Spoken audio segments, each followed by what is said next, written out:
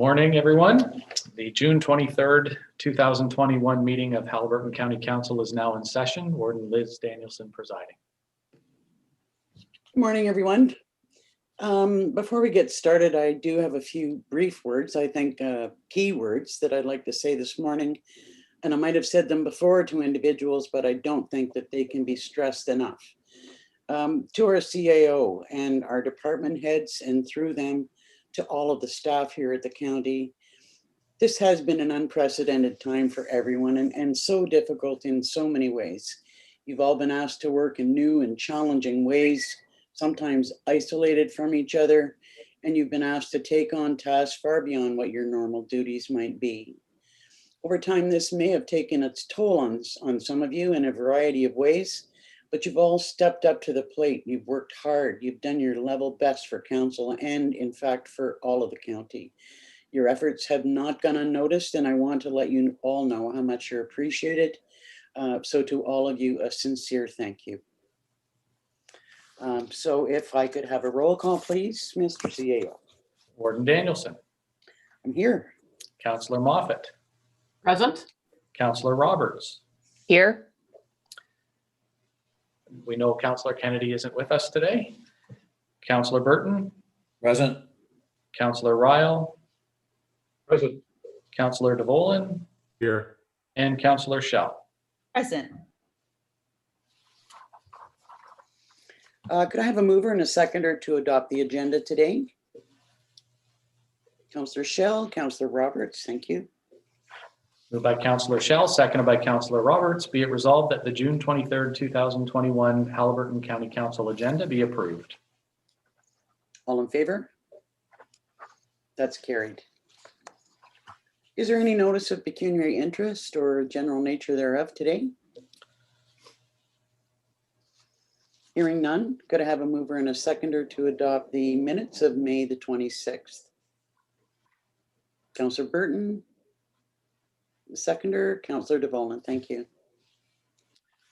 Moved by Councillor Burton, seconded by Councillor DeVolin. Be it resolved that the minutes from the May 26, 2021 meeting of Haliburton County Council be adopted as circulated.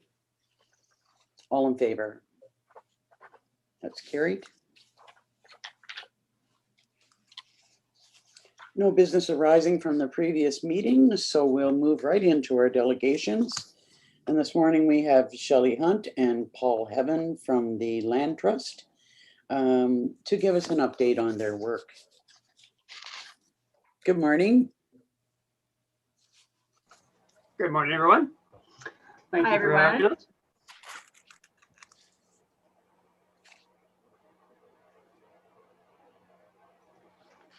Okay, thank you very much. Would you like us to just launch right into it? Just go for it. All right. Hi, good morning, councillors and Mr. Rutter, and thank you so much for allowing us to come and make this delegation today. So I'm gonna say a few words and then introduce Paul, who's going to give kind of the meat of the presentation. But we're here. I'll just sort of give a little bit of background about what we're doing here. So I'm Shelley Hunt. I'm on the board of the Haliburton Highlands Land Trust, and Paul is the wildlife biologist with Glenside Ecological Services. And together we've been working with other organizations like Ontario Nature on a special area within Haliburton County that is being called the Highlands Corridor. And we wanted to bring the County Council sort of into the loop because this area is receiving attention lately as a potential protected area that will help Ontario to meet its commitments to increasing the amount of land protected in the province and Canada as well. So some of you might be aware that Canada has made a pledge to protect 25% of its land base by 2025, which is fast approaching, and 30% of its land base by 2030. Right now in Canada, that percentage sits at about 12% of land that's in protected areas, and in Ontario we're not quite at 11%, and so there's a bit of a long way to go before we hit those that 30% target that is kind of agreed upon by experts as being necessary to help us sustain our natural environment here in Canada and in the province. And the Ontario government back in April announced that it would be kind of imminently working to increase the amount of protected area and to add protected areas in Ontario. And so there's been sort of a flurry of activity trying to identify what are those areas that are most deserving of more protection at the moment. And right here in Haliburton County, we have one of those potential candidate areas, and we wanted to make sure that county was aware of that and just of some of the work that the Land Trust, in collaboration with Paul, has been doing in this area. So I don't have to tell any of you that Haliburton County is a special place, and part of what makes it special is the natural environment that we all enjoy. And so the Land Trust over the past several years has been working to really document and take stock of the natural heritage in the county. And we've made some really interesting findings in terms of how rich the area is in species at risk and special habitats, and just a diversity of habitats from forests to lakes to wetlands and so on.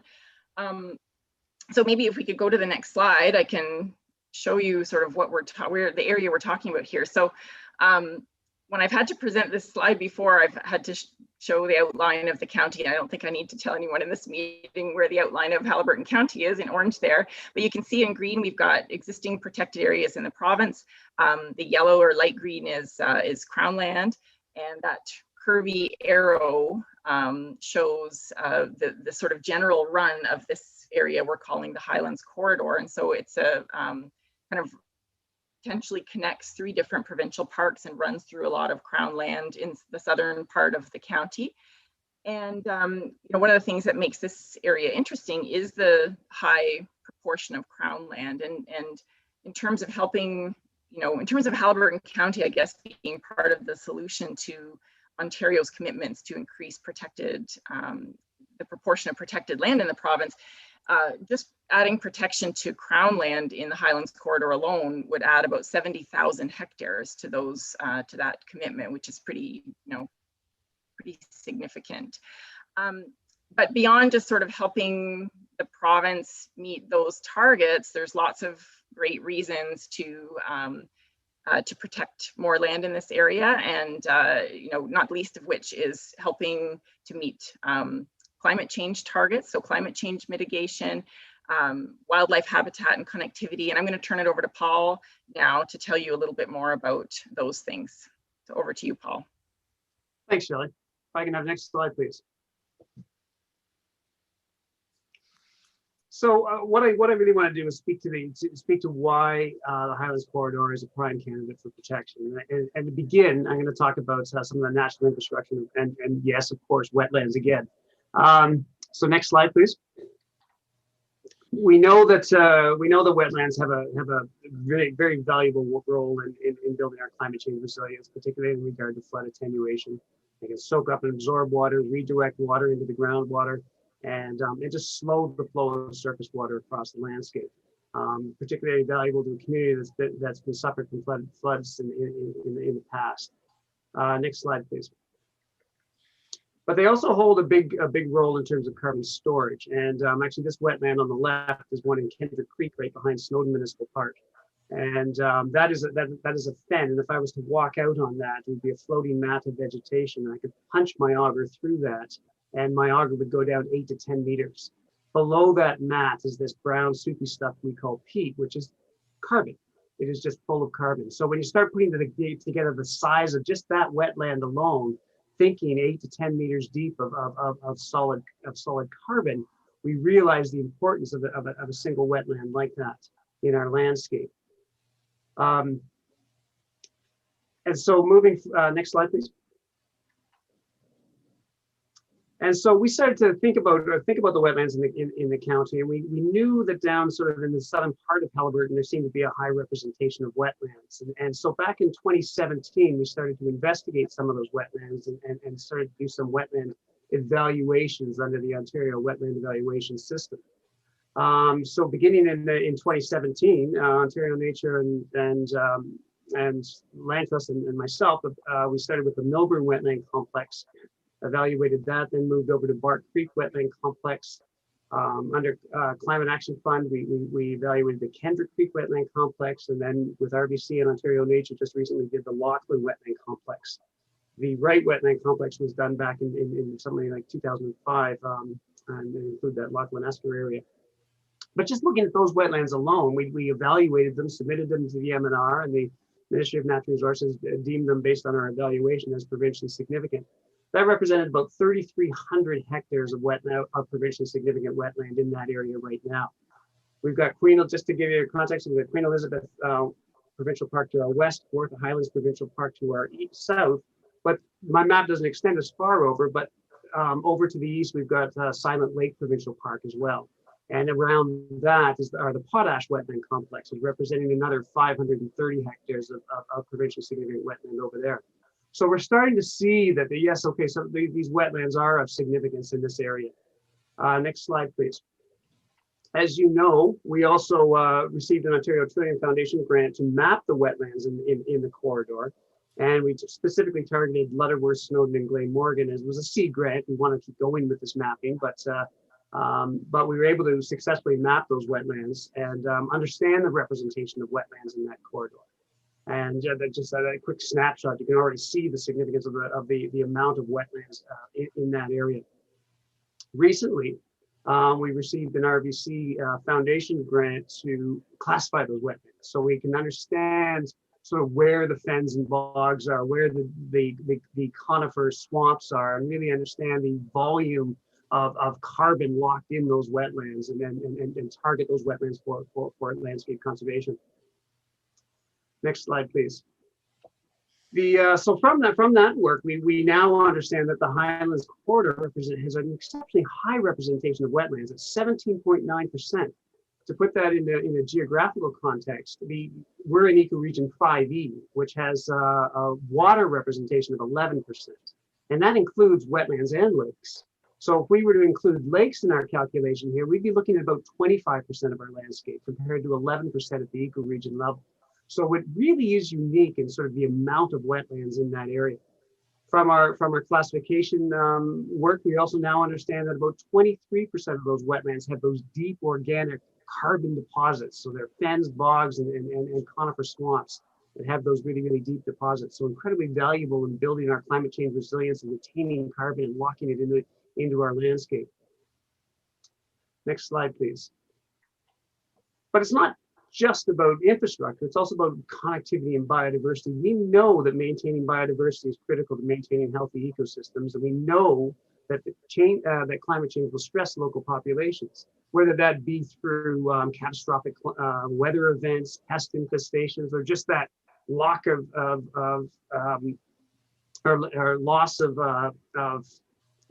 of sinking predator to prey, whether that be bats coming out of hibernation and trying to find prey, and those prey have already moved on. So it's going to stress populations, and so a species survival will depend on how species are able to move across our landscape. This fabulous photograph is of a small-footed myotis on the Lachlan Wetland Complex. We were out there. We were out on a rocky barren, and we picked up a stone, and right underneath of it was this small-footed myotis roosting for the day. One of our endangered species found in the Highlands corridor. Next slide. Looking at the biodiversity, the Land Trust initiated and maintained a database of community observations of species at risk. But it's important to recognize that this wasn't a loosey-goosey database, one sort of because everybody's seen a spotted turtle. This was one where people would call in and say, we saw something, but then we would verify that observation. We would either do that through photo documentation or consultation and defining how and why they identified that species. And then also really pinpointing the location of those observations. So an incredibly powerful tool in sort of landscape conservation planning. And we've maintained that database since 2007. To date, we've got about 3,500 observations in that database.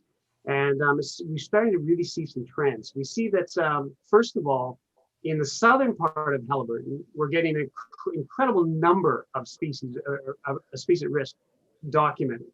But not just volume and number of observations, but actually number of different species as well.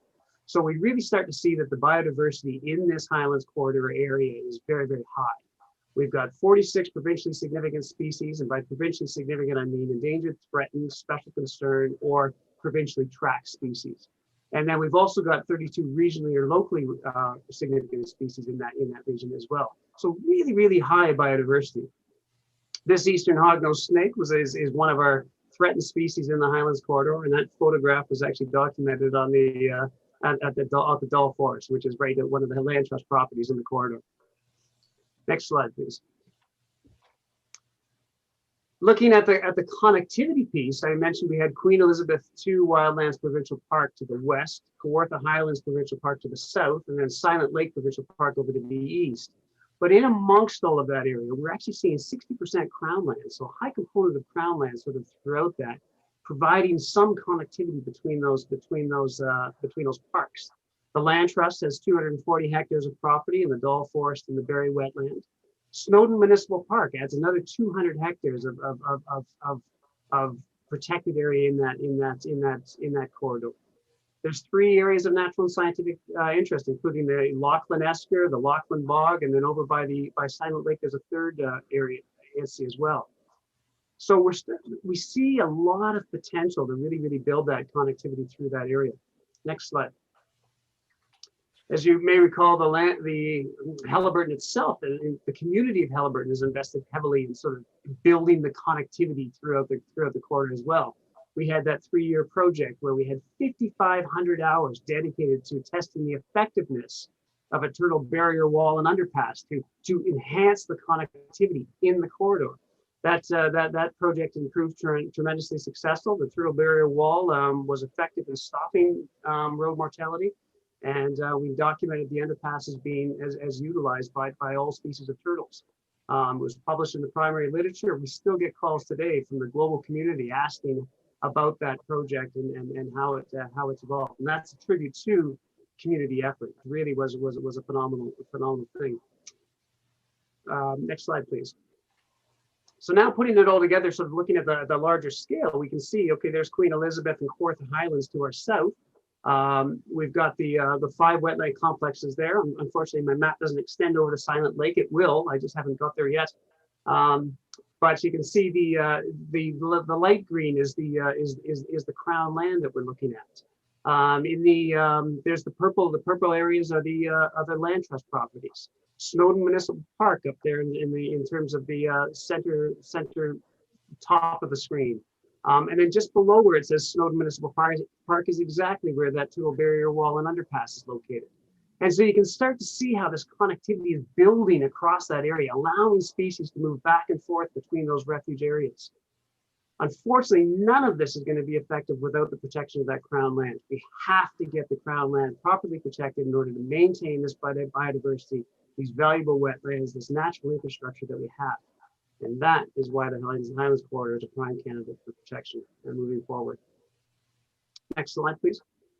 Quick recognition of our supporters. Of course, Trillium Foundation, Ontario Trillium Foundation funded the wetland mapping, Ontario Species at Risk Stewardship Fund, the Turtle Barrier Wall and Underpass, Climate Action Fund, the Kendrick Creek Wetland Evaluation.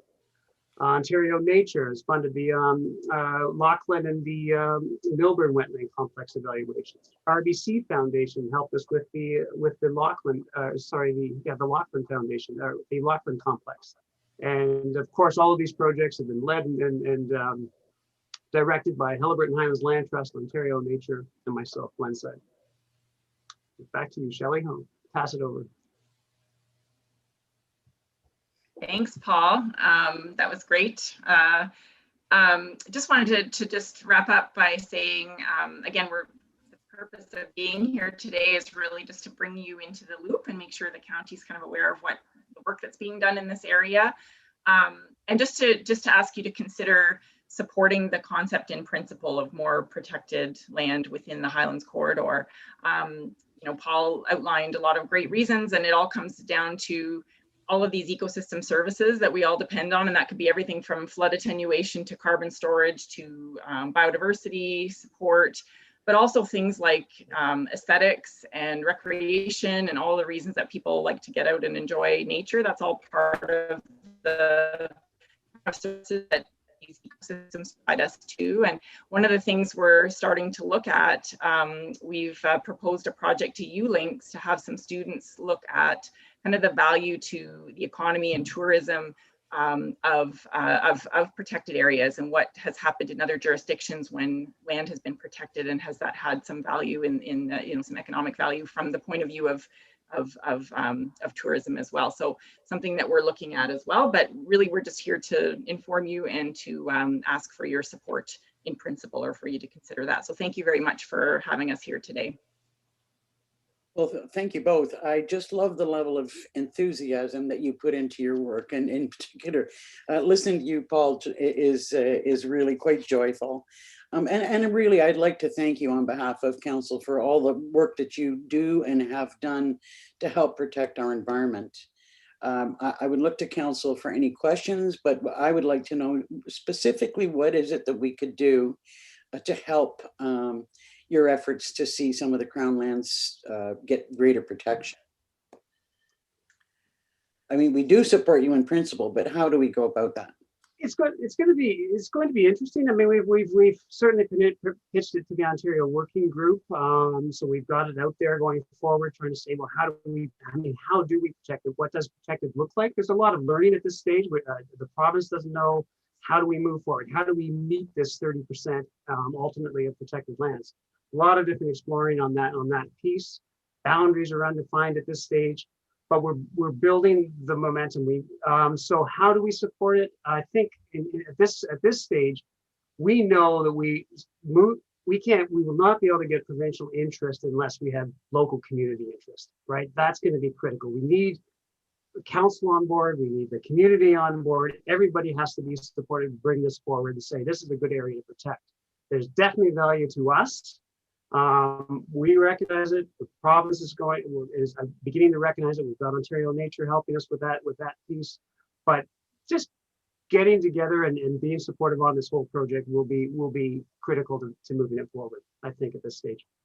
Yeah, I'm sure that one of the things the province will be looking at is that local support, because there are certainly lots of candidate areas across the province. And it's not really a competition necessarily either. We want to see as much land protected everywhere as is reasonable to do, but it's just having that local support is really important. Councillor Moffat, then Councillor DeVolen.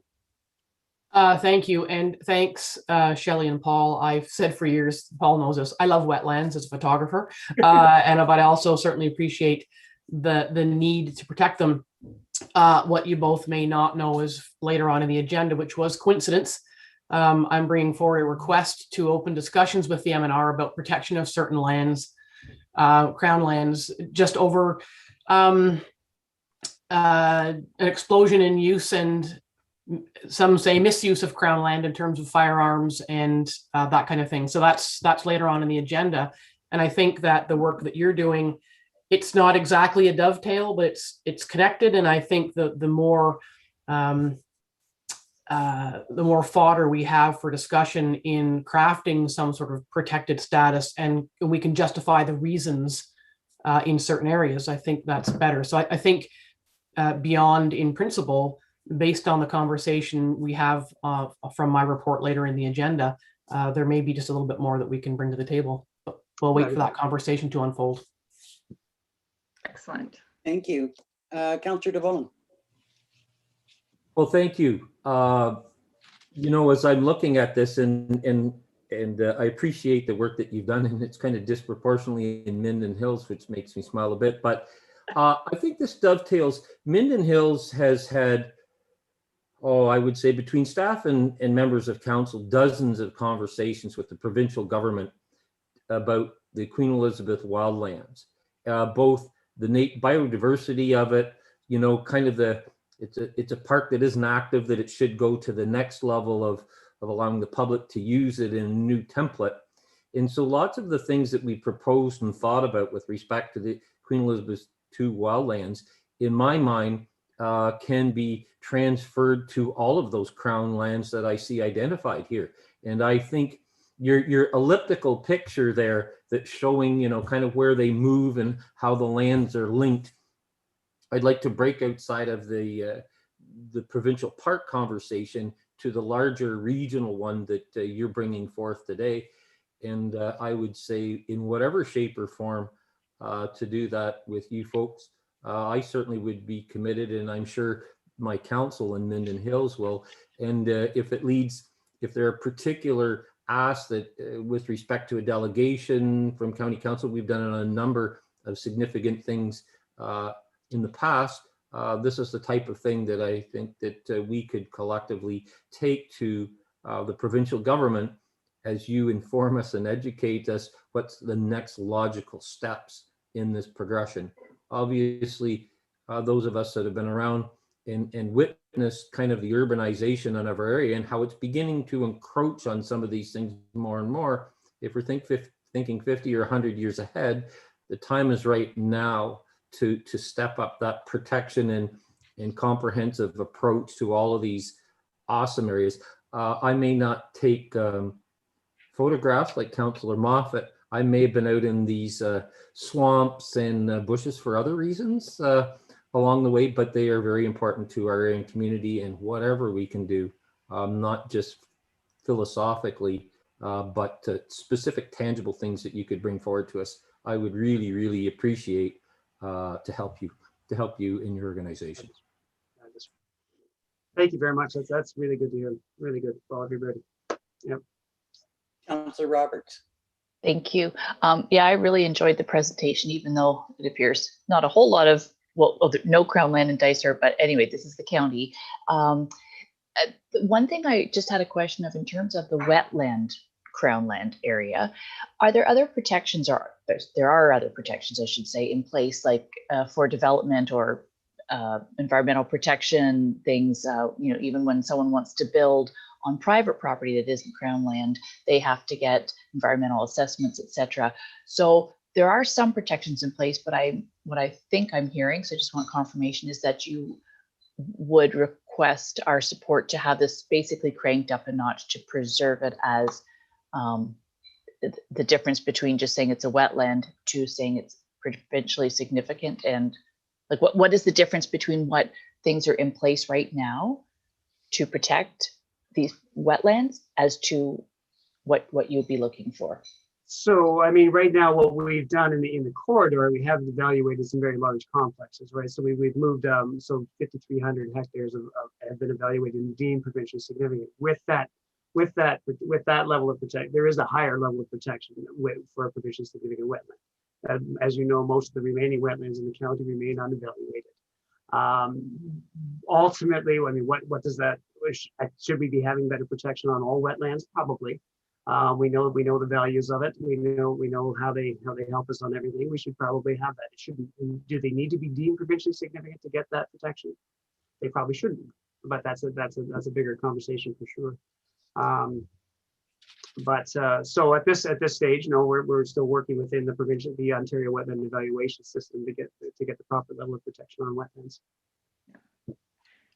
And I think I just going to add to that too. I think that, you know, there are protections afforded with that provincially significant designation, but I think as we've seen with some of the minister's zoning orders and that kind of thing that are going through these days, that those are not, that designation is not the be all end all, and it can be sort of overridden, and it applies to, you know, the wetlands proper when the greater land base that's sort of connecting the wetlands to is important. So yeah. Good point, Sean. Any other comments or questions?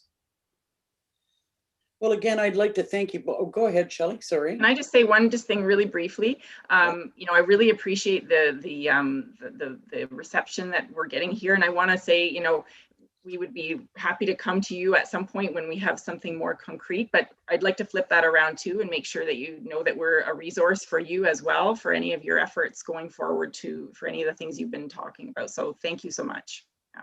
Well, thank you. Much appreciated. Could I have a mover and a seconder to receive the report? Councillor DeVolen, Councillor Moffat.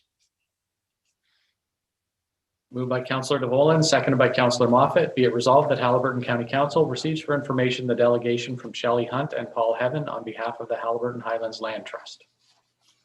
All in favor? That's carried. Again, thanks to you both. Thank you very much. Okay, next up are approval for the recommendations from our committee of the whole meeting. Could I have a mover and a seconder to adopt the recommendations from June the 9th? Councillor Shell and Councillor Moffat. Moved by Councillor Shell, seconded by Councillor Moffat. Be it resolved that the recommendations from the June 9th, 2021 meeting of Haliburton County Committee of the Whole be adopted by Haliburton County Council. All in favor? That's carried. Thank you. Nothing from the Joint Accessibility Committee. So next we will move on to planning. And to start, we will turn things over to our CAO. Thank you very much. I'll let Mr. March do his thing. And there it gives me great pleasure to introduce our new Director of Planning, Steve Stone.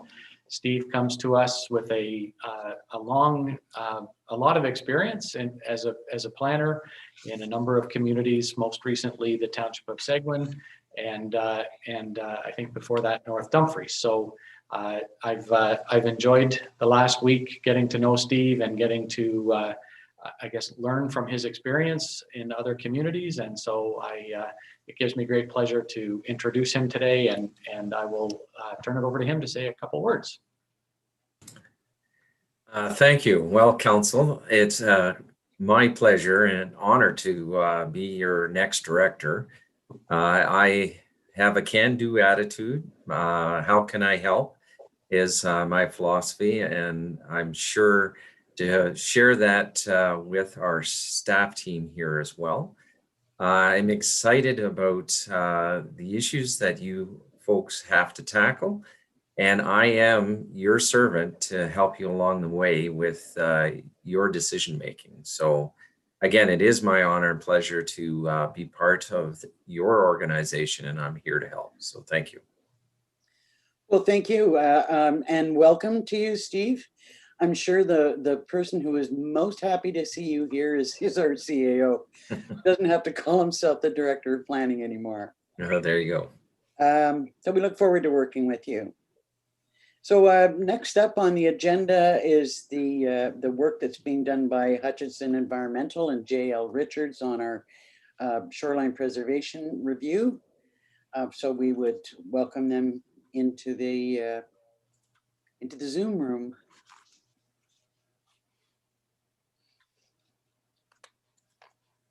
I believe we have Brent Parsons from Hutchinson Environmental and Jason Farragon from J.L. Richards. Good morning, gentlemen, and welcome. Well, good morning. Thank you very much, Warden Danielson, members of council. We're very happy to be here with you this morning and have the opportunity to speak with you for the very first time about the assignment that we were very pleased to have been selected to assist with, which is the review of the good work that you've been doing around the need to protect shorelines within your community. So I just wanted to, I can't quite see everybody on the screen, so I just wanted to confirm with my colleague Brent that he's here. Yes, I'm here, Jason.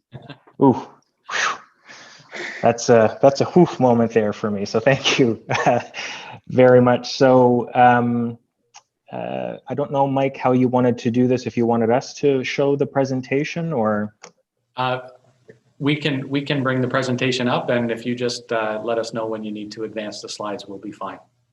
Okay, that would be fantastic. Thank you very much, Mike. So Warden Danielson, mayors, our council, as I sort of mentioned, we're very pleased to be here, and I'm very happy to be joined by my colleague, Brent Parsons from Hutchinson this morning. Maybe we can move to the first slide, please.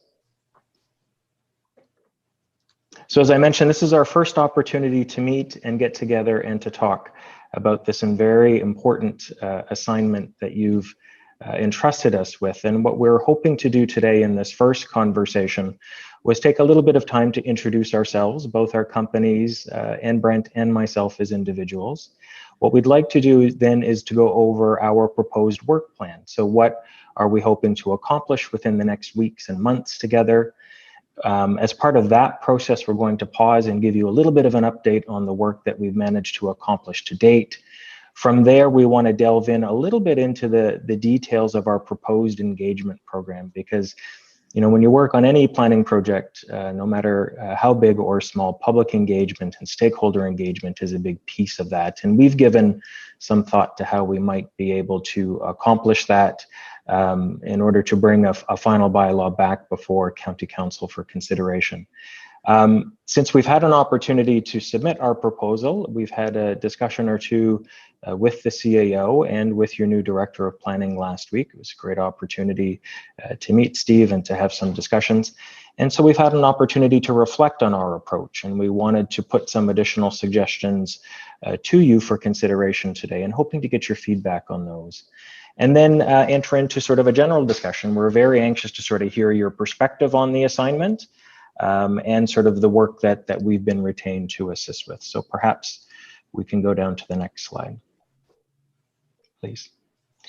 So as County Council knows, the team for the assignment that has been selected is Hutchinson Environmental Sciences, together with JL Richards and Associates. And the image that you have on the screen before you was one that we had sort of used when we had submitted our proposal to the county to undertake the work. And when we approach our assignments, one of the things that we think an awful lot about is governance and collaboration and communication. So how do we collectively work together as a team to accomplish your objectives? And this diagram attempts to convey both the governance considerations that we had sort of given when submitting the proposal, and then how we propose to work together. So clearly, to echo what Stephen had said earlier, we are here to serve you. You have the task of making decisions to guide future growth and development within the county. So when the County of Haliburton piece at the top is really a reflection of County Council. From there, we will be working closely with both the CAO and your Director of Planning to receive administrative direction and support. Brent is our project manager, and maybe what I'll do before I talk about the JLR team, I'll just turn it over to Brent quickly to sort of describe the Hutchinson team that is here to assist with this question. Brent? Great. Thanks, Jason. Yeah, so Hutchinson Environmental Sciences is a company that we're based out of Bracebridge. We have an office in Kitchener, but I just wanted to mention that we're based out of Bracebridge, and we're very familiar with Haliburton County and the waterfront stressors that exist and the nature of the lakes themselves. We are focused on lake and watershed management, which we primarily complete in Ontario, but we're known experts for that discipline right across the country. So this project is firmly in our area of expertise. We've assigned 3 staff to the project. The founder of our company, Dr. Neil Hutchinson, is going to provide senior direction and review all the deliverables for the project. Neil has 42 years of experience. He's developed lake management policy for the Ministry of Environment for about 12 years when he was based out of the Dorset Environmental Science Center. He has developed lake management policy for the District of Muskoka for over 20 years and developed lake-specific management plans throughout Canada. So I'm happy to have Neil as our science lead. Dr. Andrea Smith is going to lead the scientific literature review. She has 25 years of experience in the industry. She's accomplished at scientific research and synthesis, has been really plugged in on lots of our lake and watershed management studies, and she's actually the editor of a peer-reviewed scientific journal called Lake and Reservoir Management. And I'm going to act as a project manager. I have 14 years of experience in the industry, and my experience has been predominantly focused on lake and watershed management throughout my career.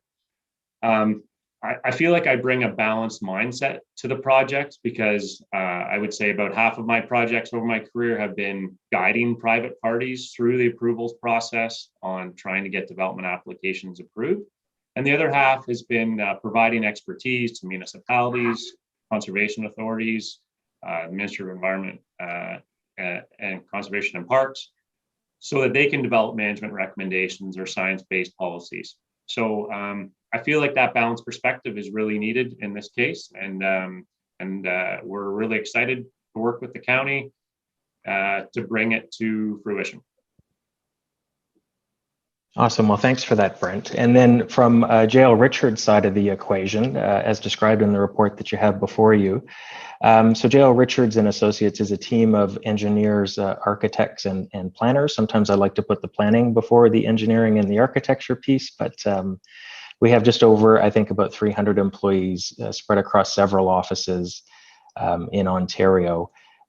We've been doing planning for a long time, since the 1960s, and our practice in the 60s actually began working with municipalities, and that has been a very and continues to be a strong focus of our practice. So very similar to what Brent is saying, our planning group represents both municipal clients and private clients, which gives us the ability to understand both perspectives in most conversations as well.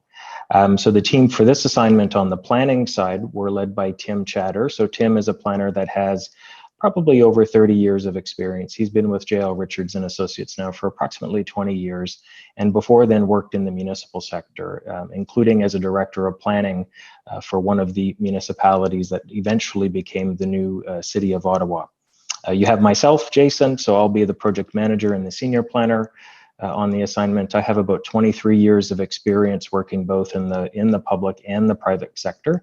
I joined Jael Richards in October of last year, and prior to that, I was the director of planning for the city of Greater Sudbury, where I oversaw a team of 42 people responsible for all long-range planning in the community, development approvals, as well as environmental planning.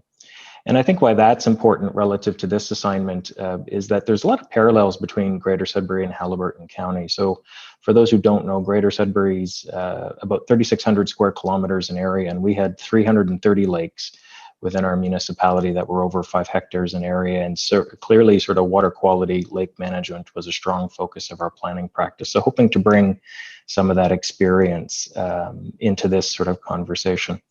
I'll be working with Garang Kendallwal, who is the planner on the assignment, as well as Chris Kerwin, who is our geographic information system lead. And he'll be assisting us with any of the sort of GIS technical requirements associated with the review of not only sort of the concerns that you have, but also the potential approaches and how those approaches may sort of help improve the suite of tools that you currently offer to address shoreline preservation and lake water quality within the county.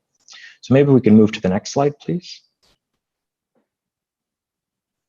So what we have here, and as we've described in our staff report, is the proposed work program for the assignment. So what this essentially does is outlines the steps that we propose to undertake in the next couple of months in order to sort of conduct the independent review that you have requested, and to return to you in August with an updated bylaw which reflects the work that we will sort of obviously do in the preceding months. And as we mentioned in the report, our work is well underway. So we have held a kickoff meeting with the CAO and the Director of Planning. We've taken a quick look at some of the information that is available to get ourselves oriented and to sort of get a lay of the land, if you will. We have developed a preliminary consultation and engagement strategy that we'll speak to shortly. And then we're here today to sort of say hello and to meet you and to get your feedback on the approach. Because as we sort of said at the outset, we're here to support you, and we want to make sure that the work that we are doing aligns with your expectations so that we can help the county be successful in this regard. From there, we're going to sort of adjust the work plan and the consultation strategy, and then we're going to jump into the hard part of the assignment, which is the work. So we'll be conducting the scientific literature review. We'll be looking at successful municipal practices elsewhere to sort of see, what works, what doesn't. We'll be talking to people, I think about their experiences looking at sort of resources and resourcing levels and how they dealt with enforcement or, pitfalls to watch out for or things that you definitely need to do with this type of tool. And then we're going to spend some time talking to the county and to sort of understand perspectives, not only on the issue of shoreline preservation, but on potential approaches to address the issue. So we're proposing to conduct at least some virtual open houses. We'll be performing some surveys and spending time sort of talking to people in a one-on-one basis to understand their perspective, again, about the issue, what works, what doesn't, those sorts of things. We're going to be taking all of that information and rolling it together into a draft background report, and there is an error on the slide in task 9. That should say it shouldn't say preliminary directions, it should say draft bylaw. We're then bringing that draft bylaw forward to get some feedback from administration prior to bringing it to council, and then we'll be coming back to you in August for further feedback and further direction. So that is the work plan that is currently before us, and we're very much looking forward to that. Next slide, please. So in the report, we have described our preliminary thinking around consultation. We're certainly anxious to get your feedback on that. But what this document or what this diagram describes is how that will work. So it's just basically reiterating that as we do our review, we will be consulting with stakeholders and with residents to get a balanced perspective on the issue, and ensuring that that information is then reflected in the report that we bring forward to County Council for consideration, including that draft bylaw. Next slide, please. And as I mentioned at the outset of the presentation, so since being retained, we had the opportunity to meet with the CAO and to meet with your new Director of Planning and to sort of reflect on the assignment. And one of the pieces of feedback that we wanted to receive from County Council today is, looking at that assignment, the work program certainly works, but the work program could be made better, we believe, if there was an additional round of consultation built into that program, which would allow, if you will, the assignment to close the loop with the public and with stakeholders on the implementation tool to secure additional feedback on what people think about the additional implementation tools that we may recommend, and bring that feedback back to County Council so that County Council has the benefit of understanding those perspectives on what we're describing as the how of shoreline preservation before County Council makes a decision to advance a bylaw within the county. And I think, as we've outlined in the report, there are some financial and some timing implications associated with that. And I think, if I'm not mistaken, the next slide illustrates what the timing implications are, at least, if we can move to the next one. So if we, subject to County Council's feedback and approval, if we receive that direction to incorporate an additional round of consultation, what that will do would be to take our final sort of reporting back to County Council from August into kind of the late September, early October timeframe. So there would be some additional time required to organize the consultation, to sort of digest the feedback, and to sort of update the shoreline preservation bylaw before bringing that back forward to County Council for consideration. And what this sort of slide is just illustrates what that timing implication is.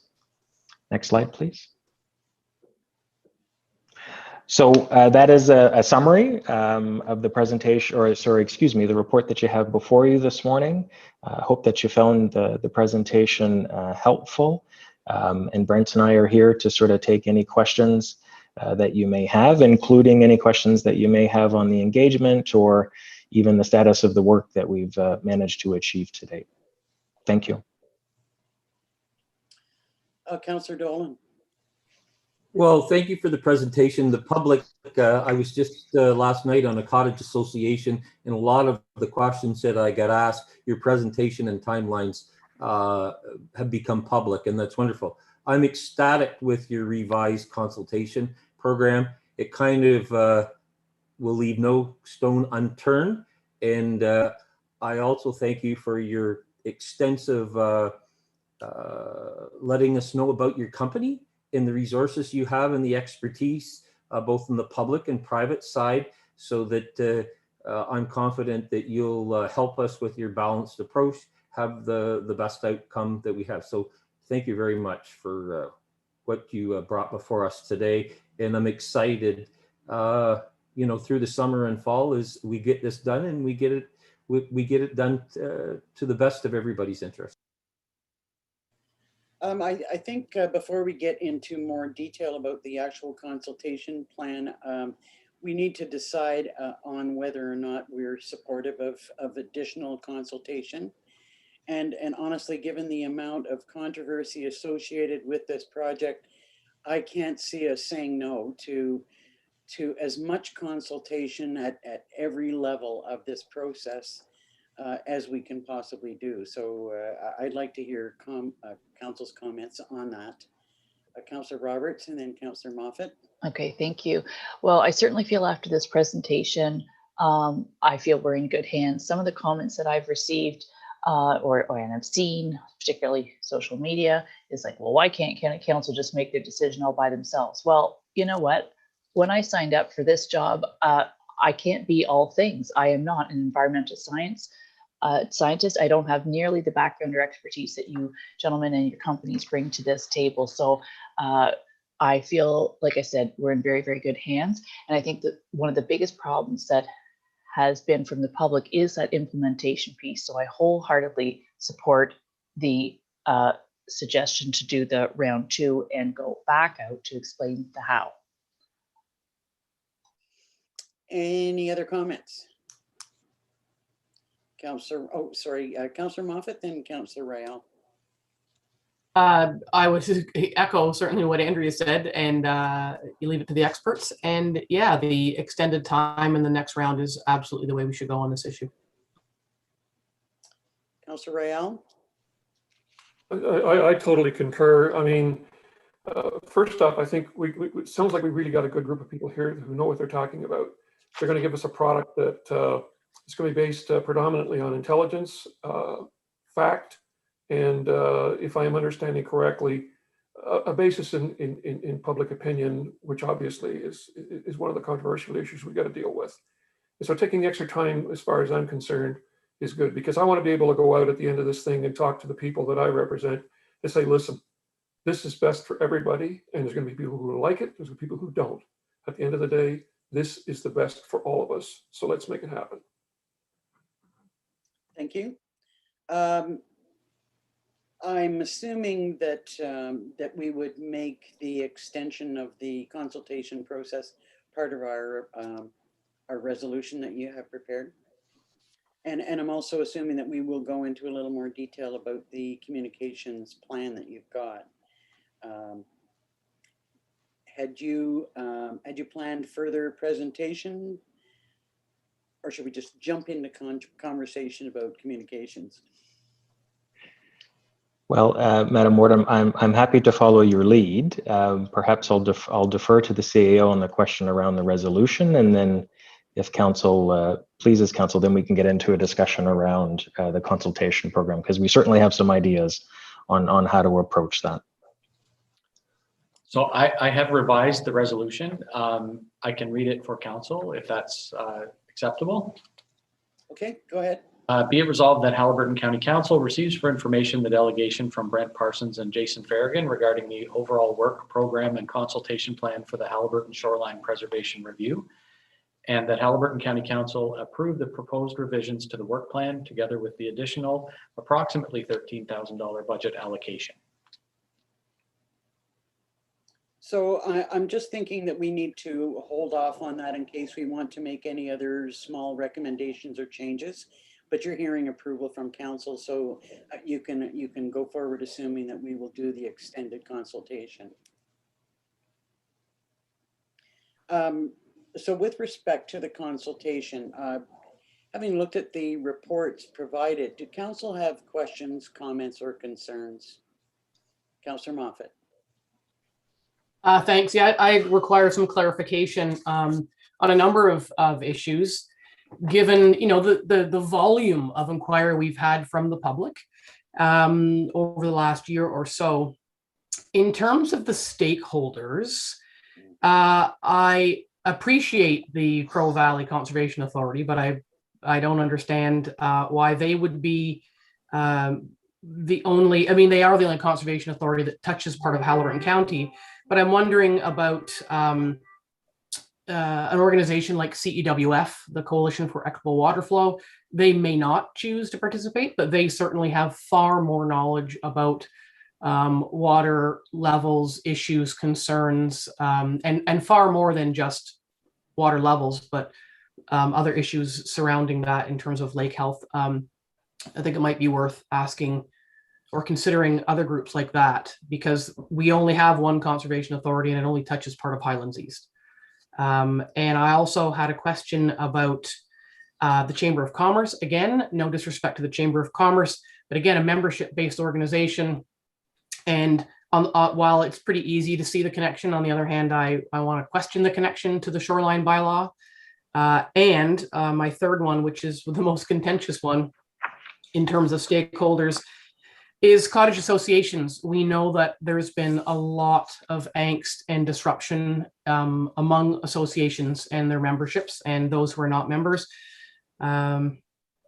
Associations don't represent all property owners, and that's a concern that has been made very clear and loudly to us over the last year. And on a sort of a point of order for associations, that, you know, most associations are or many of them are incorporated, they have constitutions, but if associations don't have the constitutional authority to bind their membership or carry out an email poll, I don't know how, I don't understand how we can have I'll just pick one because we've heard the most from them, the Canisius Lake Association. We've had dozens and dozens and dozens and dozens of emails from people saying, the association doesn't represent me. You can't just say that if the association says I support the bylaw, that means the lake does, because it doesn't. So I think we need to just be cautious around that and make sure that we acknowledge and fully understand that lake associations don't represent all property owners, but we do.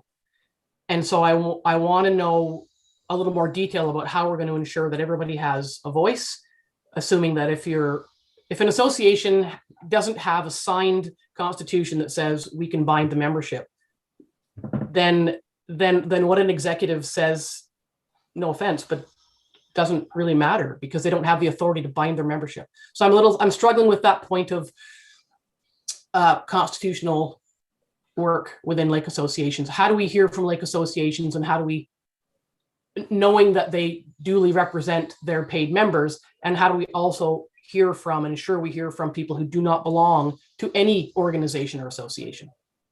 Those are my stakeholder questions. I would look to either one of you for your thoughts on those questions. Thank you, Warden Danielson. So I'll take the lead on the engagement questions and ask my colleague Brent to supplement as sort of necessary, if that's okay. And you'll forgive me for smiling. As we get to know each other, you'll come to understand that I love to smile a lot. It's my common sort of approach to things.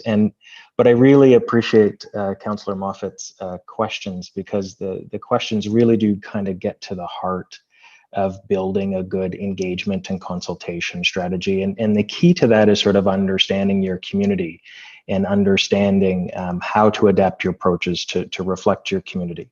So Councillor Moffat is 100% correct.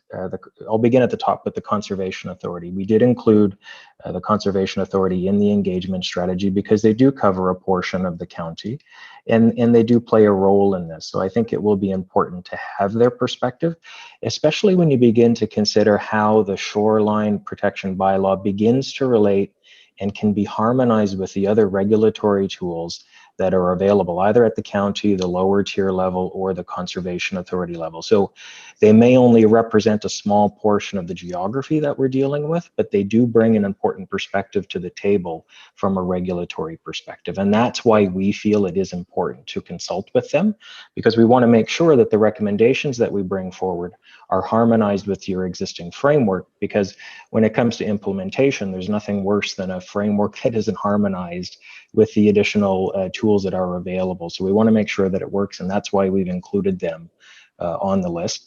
We're definitely happy to consider the suggestion that was made, so we'll take that as feedback and we'll bring that back and we'll reflect on that as an additional stakeholder to consult.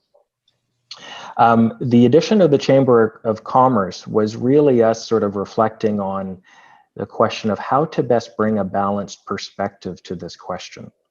And in our experience, chambers as member-based organizations who have similar governance questions than cottage associations are obviously more formal, but when their boards speak, they speak through motions and they're making those sort of opinions on behalf of all of their members. But having said that, the Chambers of Commerce, we believe, are important because they provide a local business perspective. And it is important, we feel, to sort of touch base with the chamber and to get their views, because again, we want to be bringing a balanced view back to council so council understands the various perspectives that may exist, or that do exist, that do exist on this issue.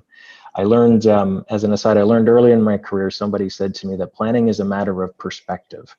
And your job as a planner is to balance the perspectives. And so reaching out to the chamber is sort of part of that, because I want to make sure that county council understands their perspective on the issue.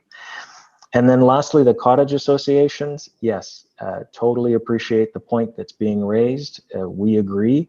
It is difficult when you're in a situation where an organization is making statements and may not represent all of the members that they represent. That is a true governance issue, and that is, their governance issue with respect.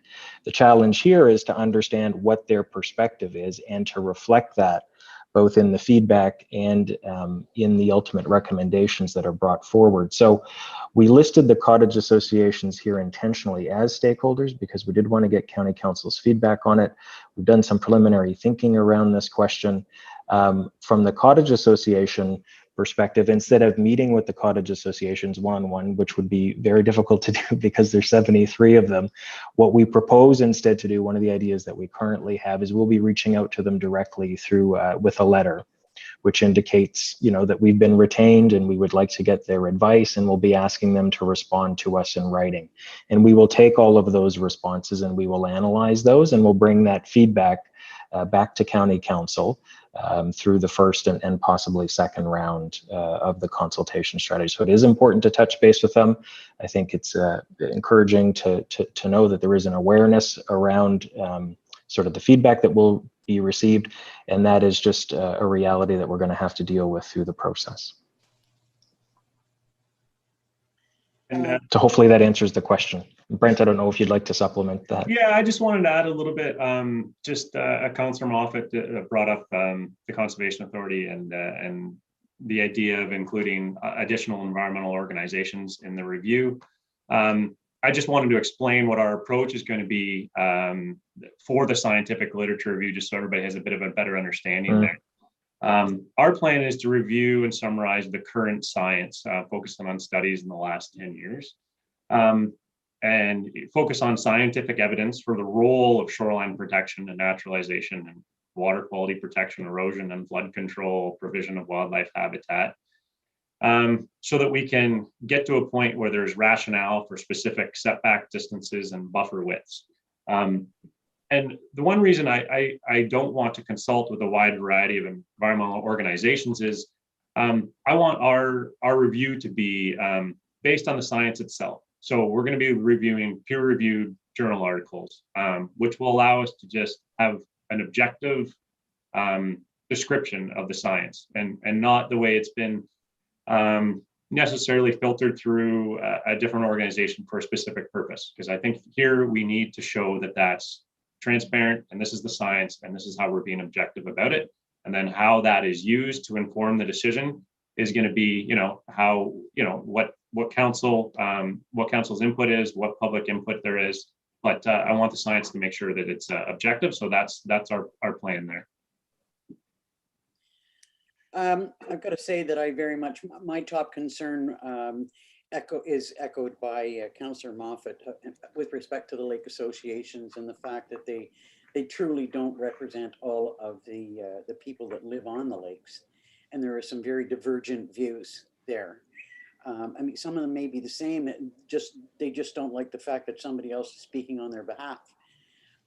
With respect to the chamber, I kind of see the value. Obviously, there's value in consulting with our business community, and we have, as listed stakeholders, several other groups who form part of the Chamber of Commerce, but may have a different perspective. So I see the value in talking to the chamber individually.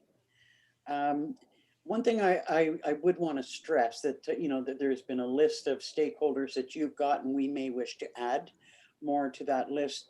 But for anyone who's listening, I would really like to stress that no one stakeholder is more important than another.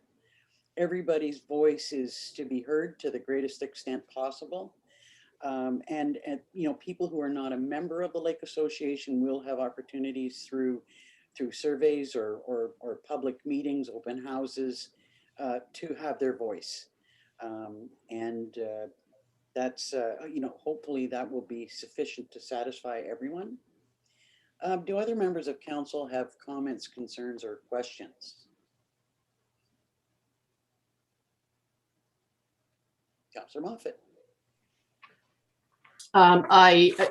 In the face of not seeing any other concern around the lake associations, I'll leave it. But I still think it's problematic to take statements from an organization that hasn't proven that it has gone through an internal process that allows it to speak on behalf of its members. But I'll let that lie. Because you're right, Jason, as you said, that's an internal governance issue for those groups. But we are still allowing them, not outside of that governance structure or that governance debate internally for them we're still allowing them to have a voice that may not represent. Anyway, the other one I wanted to ask about was, we know that this time of year is very, very busy for business people, builders, landscapers, and I wanted to clarify or seek some clarification on virtual open houses or interview processes, and that they won't be, you know, one of them is virtual open house round 1, tentative day and date Wednesday, July 7th. Is that going to be at 4 a.m. for the landscapers? Because, you know, I think we need to make sure that we are, seeing as we know who the people are who have a voice or want to have a voice, and so how are we going to make sure that they, in their short window season, they can still have their voice heard, and sort of not at 10 a.m. on a Wednesday when they should be on a job site somewhere?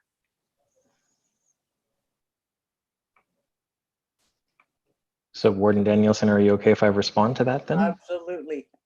Okay, so you'll forgive me. I'm too schooled in Robert's Rules of Order, so I consistently await direction from the chair to respond. So that is, if it's helpful to explain the pauses. So through you, Warden, to Councillor Moffat. Yeah, appreciate that question as well. So in terms of the timing, those are tentative, and we included them as tentative times because we wanted to get County Council's feedback on that, together with your new director's feedback as well, to ensure that the timing works for everybody. In terms of the consultation program, the program that we're suggesting attempts to address that concern that Councillor Moffat has raised. So, you know, sometimes there's a saying in planning that it's never a good time to consult, because we know that lives are busy. Right? People's working days are very long, especially through the pandemic. And so what we're offering through the consultation program is a series of ways to plug into the conversation and ensure that voices are heard. So the open house is just one of the ways to do that. Our expectation is that open house, the presentation portion at least, will be videotaped. So if somebody happens to miss the open house, they can actually see the recording of the presentation, receive the information in the same manner that somebody who was participating in the open house would receive the information. And then they're always welcome to sort of email or write into us with their comments and concerns. To ensure that those comments and concerns and perspectives are built into the process. I think, you know, when you think about public engagement, generally in Ontario today, there is an increasing need to allow for a plug and play model of consultation that reflects people's very busy schedules. I have been known to work at 5 o'clock in the morning, but I wasn't necessarily proposing to do a public open house at 4. But I guess the point, in short, of the answer is we've contemplated that, and there will be mechanisms for people to participate to suit their busy schedules, because we do want to know what people think about this issue so that we can adequately reflect it back to County Council. Councillor Rael. I kind of like what you just said, especially if the way I interpret it, and if I'm wrong, I'm sure I'm going to get corrected. The fact that you're going to be using fact-based and science-based for most of what you're doing, to me, that's the right way to go. I mean, I wish I knew more about it, but I don't. So thank you guys. You're going to do a great job for us. But I think we also need to know where the devil advocates are in this entire organization, as on the organization now being the entire Haliburton County. for those people who are going to, if nothing else, just complain about whatever it is we do, because there's going to be a bunch of them. And it would be nice to know what that opinion is, and specifically what those issues are, so that at the end of the day, when we make this final decision to have an intelligent, workable bylaw, that we can address those people, address those issues, and say, hey, listen, guys, this is what we've got. And so I'm hoping that we don't, in echoing Councillor Moffat, I hope we're not going to be using a lot of that information as substance for creating the bylaw, but it certainly would be nice to know what obstructions could be in front of us once we've implemented or are in the process of implementing it. So thank you very much for that. I'm sure that we'll hear that as time goes by. Are there other questions or comments? I'm looking specifically for any thoughts or ideas about the actual list of stakeholders, and if anyone can see that we're missing any particular group that you think should be added. I did want to add specifically, I see that although you've noted cottage associations, that you've got, you've not listed the Coalition of Property Owners, the CHA, as part of your consultation. And I see it as having some of the same challenges that Carol has raised about the lake associations, is that they certainly represent a large number of people. But they don't represent everyone that dwells on the lakes. And I'm just looking for thoughts about why they were not included when you're including the individual associations. So to you, Warden, yeah, that was an oversight on our part. As I was preparing for the meeting this morning, I realized that I neglected to include that association on the list. So it is our intention to consult with them as well, because we do know that they, especially because they came to County Council previously and did the presentation on the Ribbon of Life, which sort of kickstarted the whole process. I think it would make a lot of sense to sit and meet with the organization to understand their perspective as well. So that was an oversight on my part. Councillor Moffat. So that would mean that certain lake associations would have a double voice in the process through CHA as an umbrella organization, sort of a mothership that undertakes certain works on behalf of its member associations. Again, it's sort of the nesting dolls of membership and organizations. So I had thought that the associations being separated out was sort of on purpose so that they could speak for themselves as opposed to speaking through a second group that has one of the passionate positions. So I thought it was the development sector and the specific associations, home builders, landscapers, and chamber, and then cottage associations. I thought that was a very nice match. And that is there any concern that talking to CHA, I mean, they're listed elsewhere. They have a voice in a role anyway. But if they're here, is it giving sort of a double voice for certain members of the community? Just that's my question. Is that not the case though with the Chamber of Commerce and the home builders and local contractors?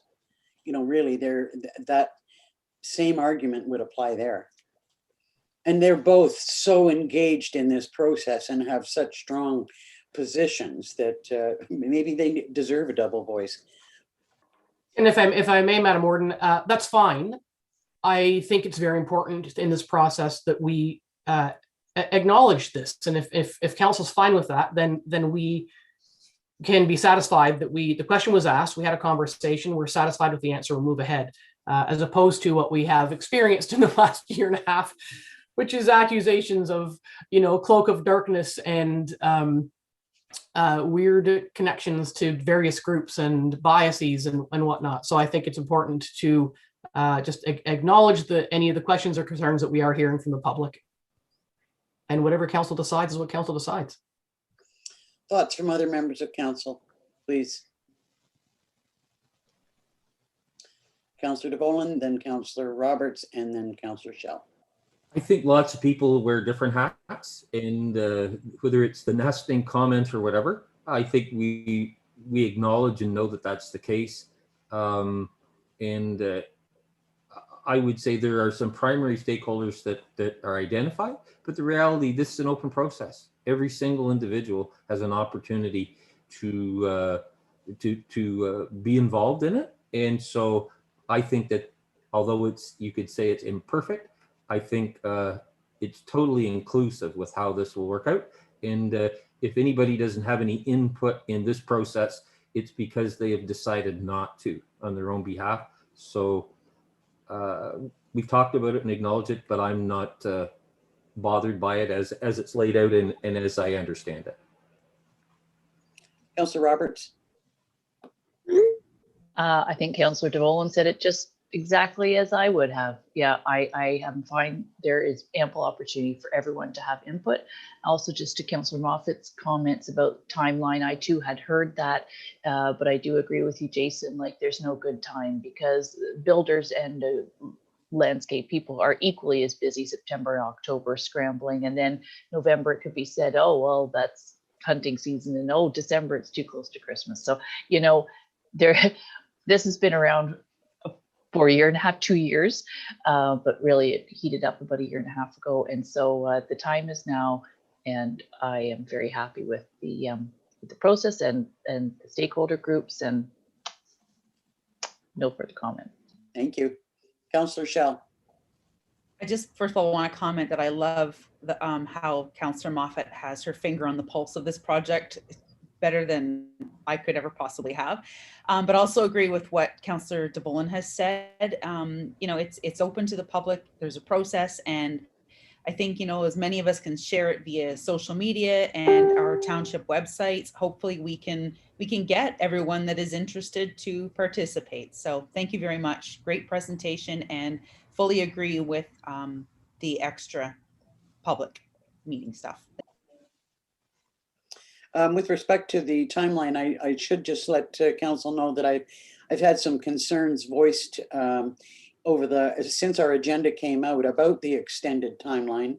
But because, you know, this is such an involved process and we have been at it for this length of time, I don't think we can afford to not see as much focus on the consultation piece and give it the time that it requires.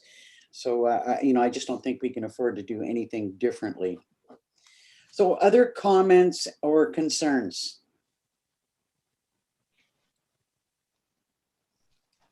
It sounds like you're getting a thorough nod of approval on what you're proposing. Were there any other comments that you gentlemen wanted to make to us? Perhaps I'll let my colleague Brent go first. Yeah, just thanks for the opportunity. Yeah, like I think we have a good plan in place, and we know, you know, Mr. Rutter has explained, you know, where we're going, where we're hoping to be going quite well. Like I said, we've had a lot of experience in this process, and I'm excited to work with Jason and all of you to bring it to a successful conclusion. So that's all I have. But thanks for having me. Councillor Moffat? I just would like to circle back on the my inquiry about an organization like CEWF. They're not an environmental organization, and it sounded, I may have gotten mixed up, but it sounded like the answer went into sort of scientific review, that's not what these folks do. And I'm just wondering, I don't think this screen is the place for it, but I don't know if you're familiar with the principles of that organization, what they do and how we interact with them. So I'm just looking for, like, Mike, will you provide Ted's contact information and they can have a chat and see if it's a fit or not? CEWF might not want to participate because it isn't really their thing, but they might have something in the background just to be of assistance. I mean, a lot of our problems are in relation to fluctuating water levels connected to Trent Severn Waterways management of the water, and that's what CEWF is very involved in. So it's a good working relationship. It's also connected to the LIDAR project, floodplain mapping, and a number of other things that could be connected. So just wondering if there's any opportunity to at least have a conversation with them to see if they have something of value to offer into the project. I wouldn't want to lose that opportunity for lack of a phone call. I agree. Councillor DeVolen. Yeah, and as our kind of hybrid conservation authority that we've had kind of at the county level, that's been a patchwork quilt that we dealt successfully with operational and capital projects for our reservoir lakes, and the CEWF members, first of all, a lot of them with practical and appropriate academic understanding and real life experience in dealing. Primarily, it's been with quantitative things to do with water, but there's always been an understanding, and certainly those members have an appreciation, the relationship between quantitative and qualitative things that relate to water, so that they would be an exceptional resource and a good perspective, I think, to be involved in the process. So if you would consider having a conversation with them to see if they are a fit, I think we'd like to add them to the list of stakeholders. I'll absolutely facilitate that. Okay, sounds great. So if there's nothing further at this point, I think we all look forward to working with you, gentlemen, and seeing the process unfold. And hopefully we'll come to a successful solution to something that's been a problem for some time for a lot of people. You've all heard the resolution. Would you like to hear it again, or can I have a mover and a seconder for it? Councillor DeVolen and Councillor Roberts. Maybe just read it one more time, Mike. Sure. Moved by Councillor DeVolen, seconded by Councillor Roberts. Be it resolved that Haliburton County Council receives for information the delegation from Brent Parsons and Jason Farragon regarding the overall work program and consultation plan for the Haliburton Shoreline Preservation Review, and that Haliburton County Council approved the proposed revisions to the work plan together with the additional approximately $13,000 budget allocation. All in favor? That's carried. Thank you, gentlemen. We'll see you soon. Thank you very much. Bye. So if I could maybe suggest that we take a 10-minute break before carrying on with the rest of the agenda. So that would bring us back at 10:30. Would that be okay with everyone? Okay, we'll see you at 10:30.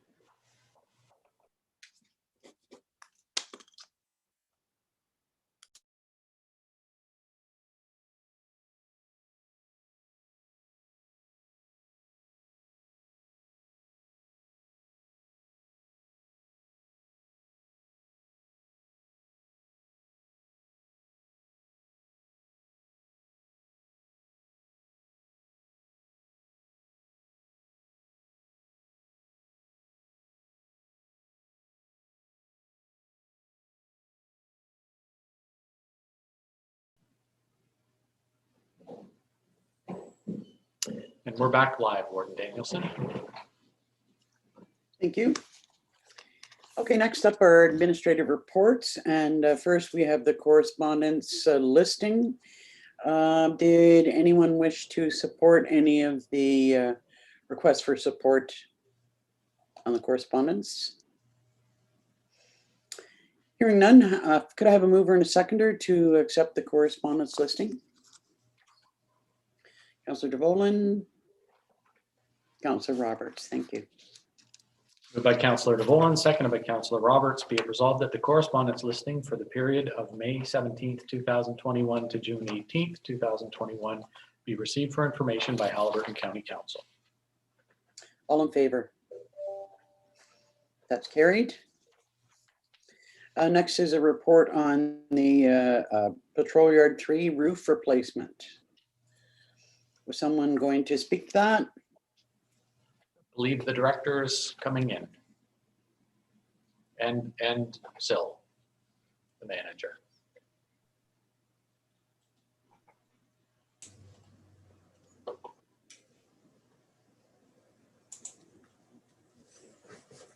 Morning, gentlemen. Morning. Good morning, Warden and Council. And members of council. Yes, good morning, and thanks to our operations manager for researching and putting together this report. We have an approximately 50-year-old roof on Patrol Yard 3 that requires replacement. As this project was not included in the 2021 budget, staff are recommending that we proceed with a tender for this project and fund it from savings from the 2021 roads rehab budget. Are there any questions or concerns about their request to replace a roof there? Sounds to me like something we've got to do. Could I have a mover and a seconder to receive the report? Councillor Burton, Councillor Moffat, thank you. By Councillor Burton, seconded by Councillor Moffat, be it resolved that Haliburton County Council approve that staff proceed with the release of a request for tender for the replacement of Patrol Yard 3 Highland Grove Roof Project, and that the Patrol Yard 3 Highland Grove project funds be allocated from the 2021 Roads Capital Project savings. All in favor? That's carried. Thank you. Thank you. That was easy, gentlemen. Thanks very much. Okay, next up is the Adventure Haliburton Group and their request for support for their mobile application. We saw a few challenges associated with this request, so first we will hear from Amanda, and then we'll hear comments and questions.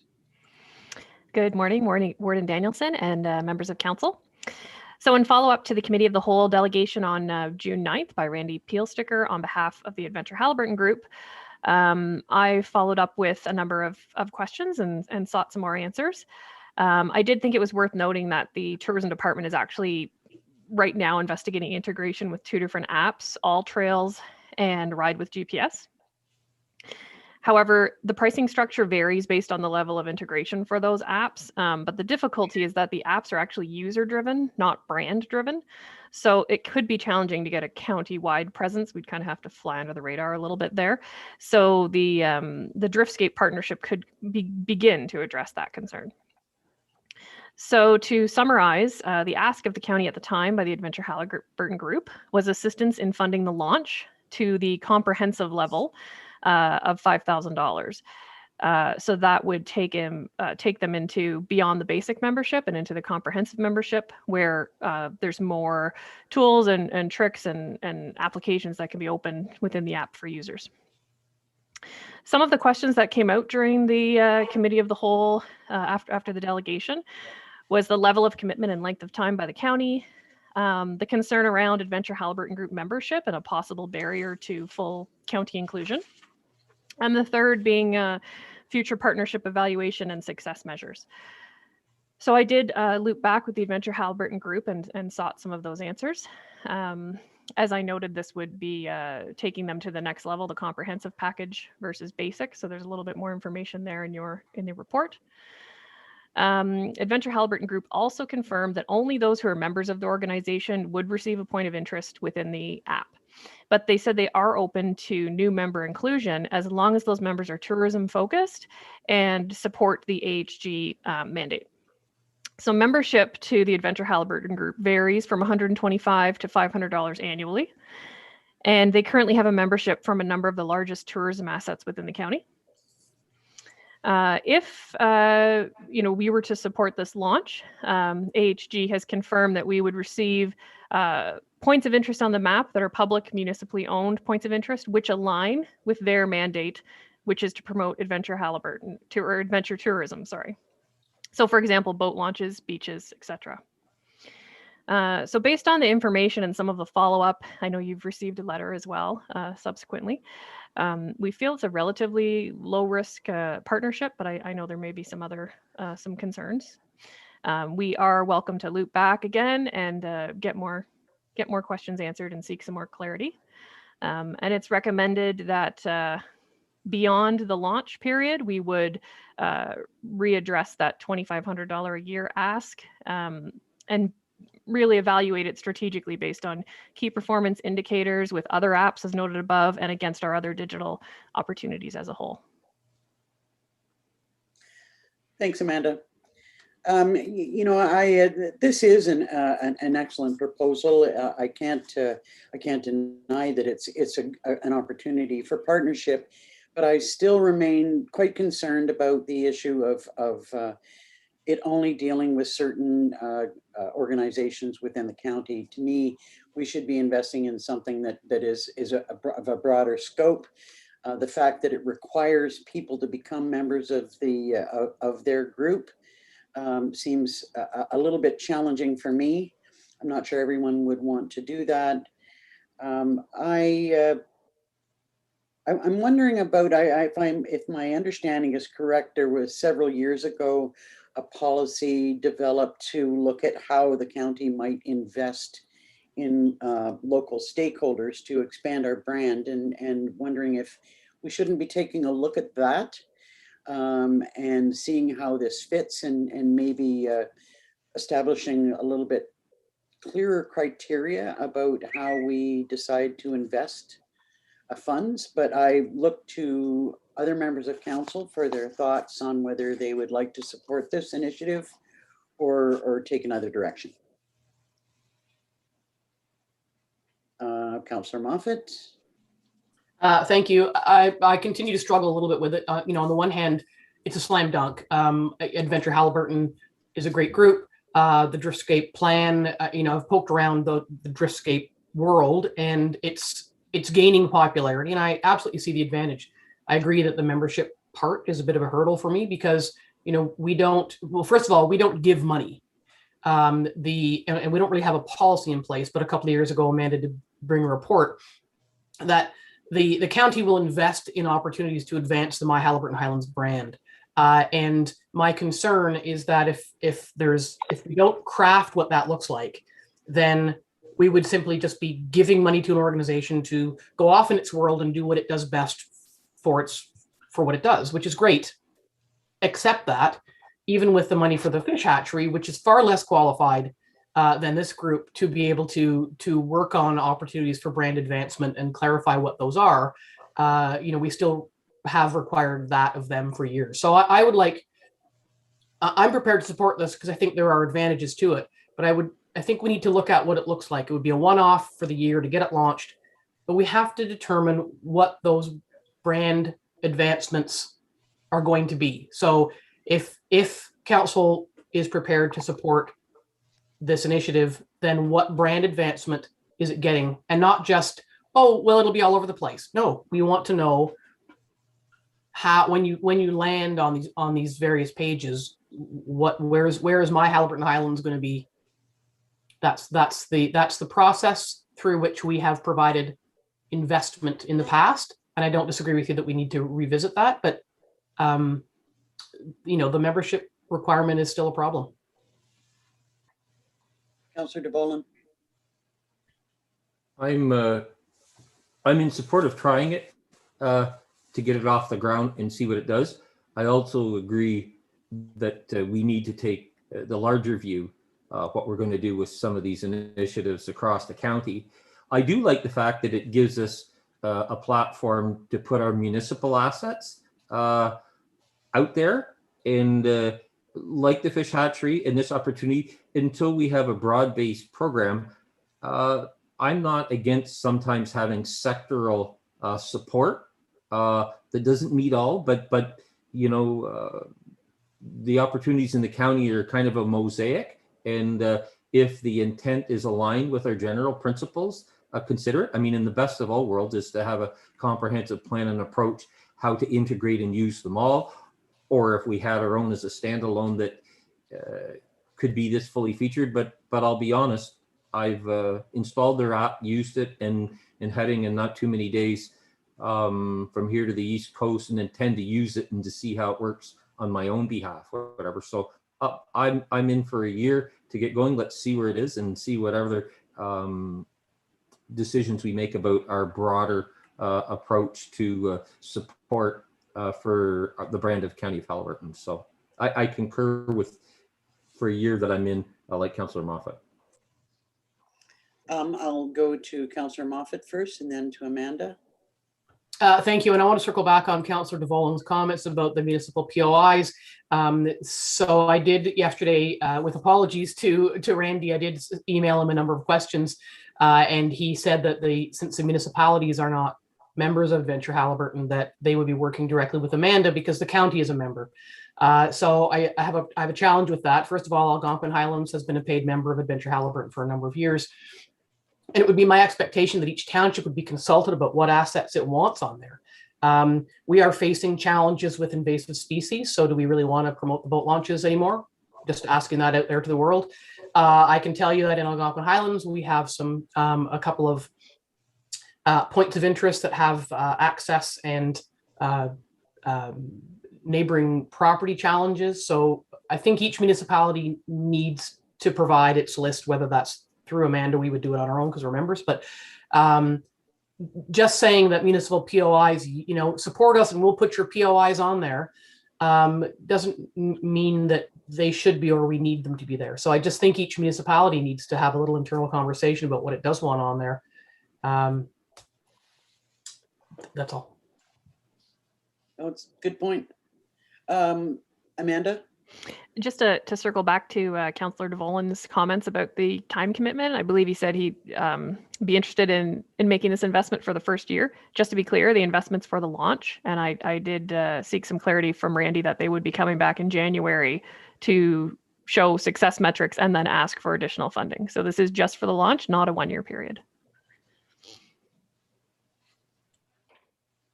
Okay, other questions or comments? Carol? Yeah, just we don't we don't want to be the people that say no to everything, but we also can't be the people that say yes to everything. And I think the ROI on this is worth it. And with a little refinement and some assessment throughout the launch to see how it goes, yeah, it's a great opportunity with the membership challenge attached, which we'll keep an eye on. Other comments or concerns? So what I'm hearing is that we're supporting the initial $5,000 investment, period. Yes? Did you have a question, Councillor Roberts? No, I just, the resolution that was included in the package does say what Amanda just said, is that the annual contribution would be evaluated each year, and so that they would be requested to come back in January with some metrics, with some information to so that with that 2,500 for 2022 year would be based on our satisfaction. Mind you, keep in mind that's a very short window for them to show a whole lot of statistics when it's just getting up. I hadn't heard of Driftscape until the last meeting. It's great, Councillor DeVolen already has it, but you're a techie, we know that. So, I caution that keep your expectations realistic when they come in January, that they may not be able to say, hey, look, we conquered the world here. So, but I was willing to support it a couple of weeks ago. So I'm really pleased that County Council seems to be going in this direction. Mr. Rutter. If I could just ask Council's direction, I had also, I had amended the resolution to include another requirement that staff be directed to prepare a subsequent report that details specifically how the My Haliburton Highlands brand will be advanced. Does that capture Councillor Moffat's request? Yep. So could I have a mover and a seconder for the resolution? Councillor DeVolen and Councillor Schell. Moved by Councillor DeVolen, seconded by Councillor Schell. Be it resolved that Haliburton County Council support a $5,000 contribution to the Adventure Haliburton Group in their partnership with the Driftscape mobile application launch to be funded from the 2021 tourism marketing budget, and that staff be directed to prepare a subsequent report that details specifically how the My Haliburton Highlands brand will be advanced. And finally, that the request for an annual contribution of $2,500 be evaluated each year based on key performance indicators established by the county. All in favor? That's carried. Thank you. Thanks, Amanda. Okay, next, reports and minutes from external boards and agencies. We have some reports from the health unit. Is there anything that you'd like to highlight or bring to our attention, Councillor Roberts? No, not in those sets of minutes. However, I can take questions, but I just wanted to state we had our audited financial report from Baker Tilly at our last meeting, which is always super exciting. But like all financial reports for the 2020 year, COVID-19 hit the health unit like no other agency. There was lots of additional funding and support, but they also had to hire over 50 new people throughout that time. So it's going to be one of those unusual years, but it was a clean report and a good audit. Also, we are looking to have more community appointees on the board. Currently, there had been only one, but at our last meeting, we had a second public appointee, and I was quite supportive of ensuring that we have the correct number of public appointees on the health board, because the municipal appointees, anything can happen every 4 years. So I offered to be on what will happen is we'll put out the information to request for people to put in their application to be on there. We'll have a interview committee, of which I have volunteered to be on, and then the board will make recommendations that go to the province. It's the province that appoints them.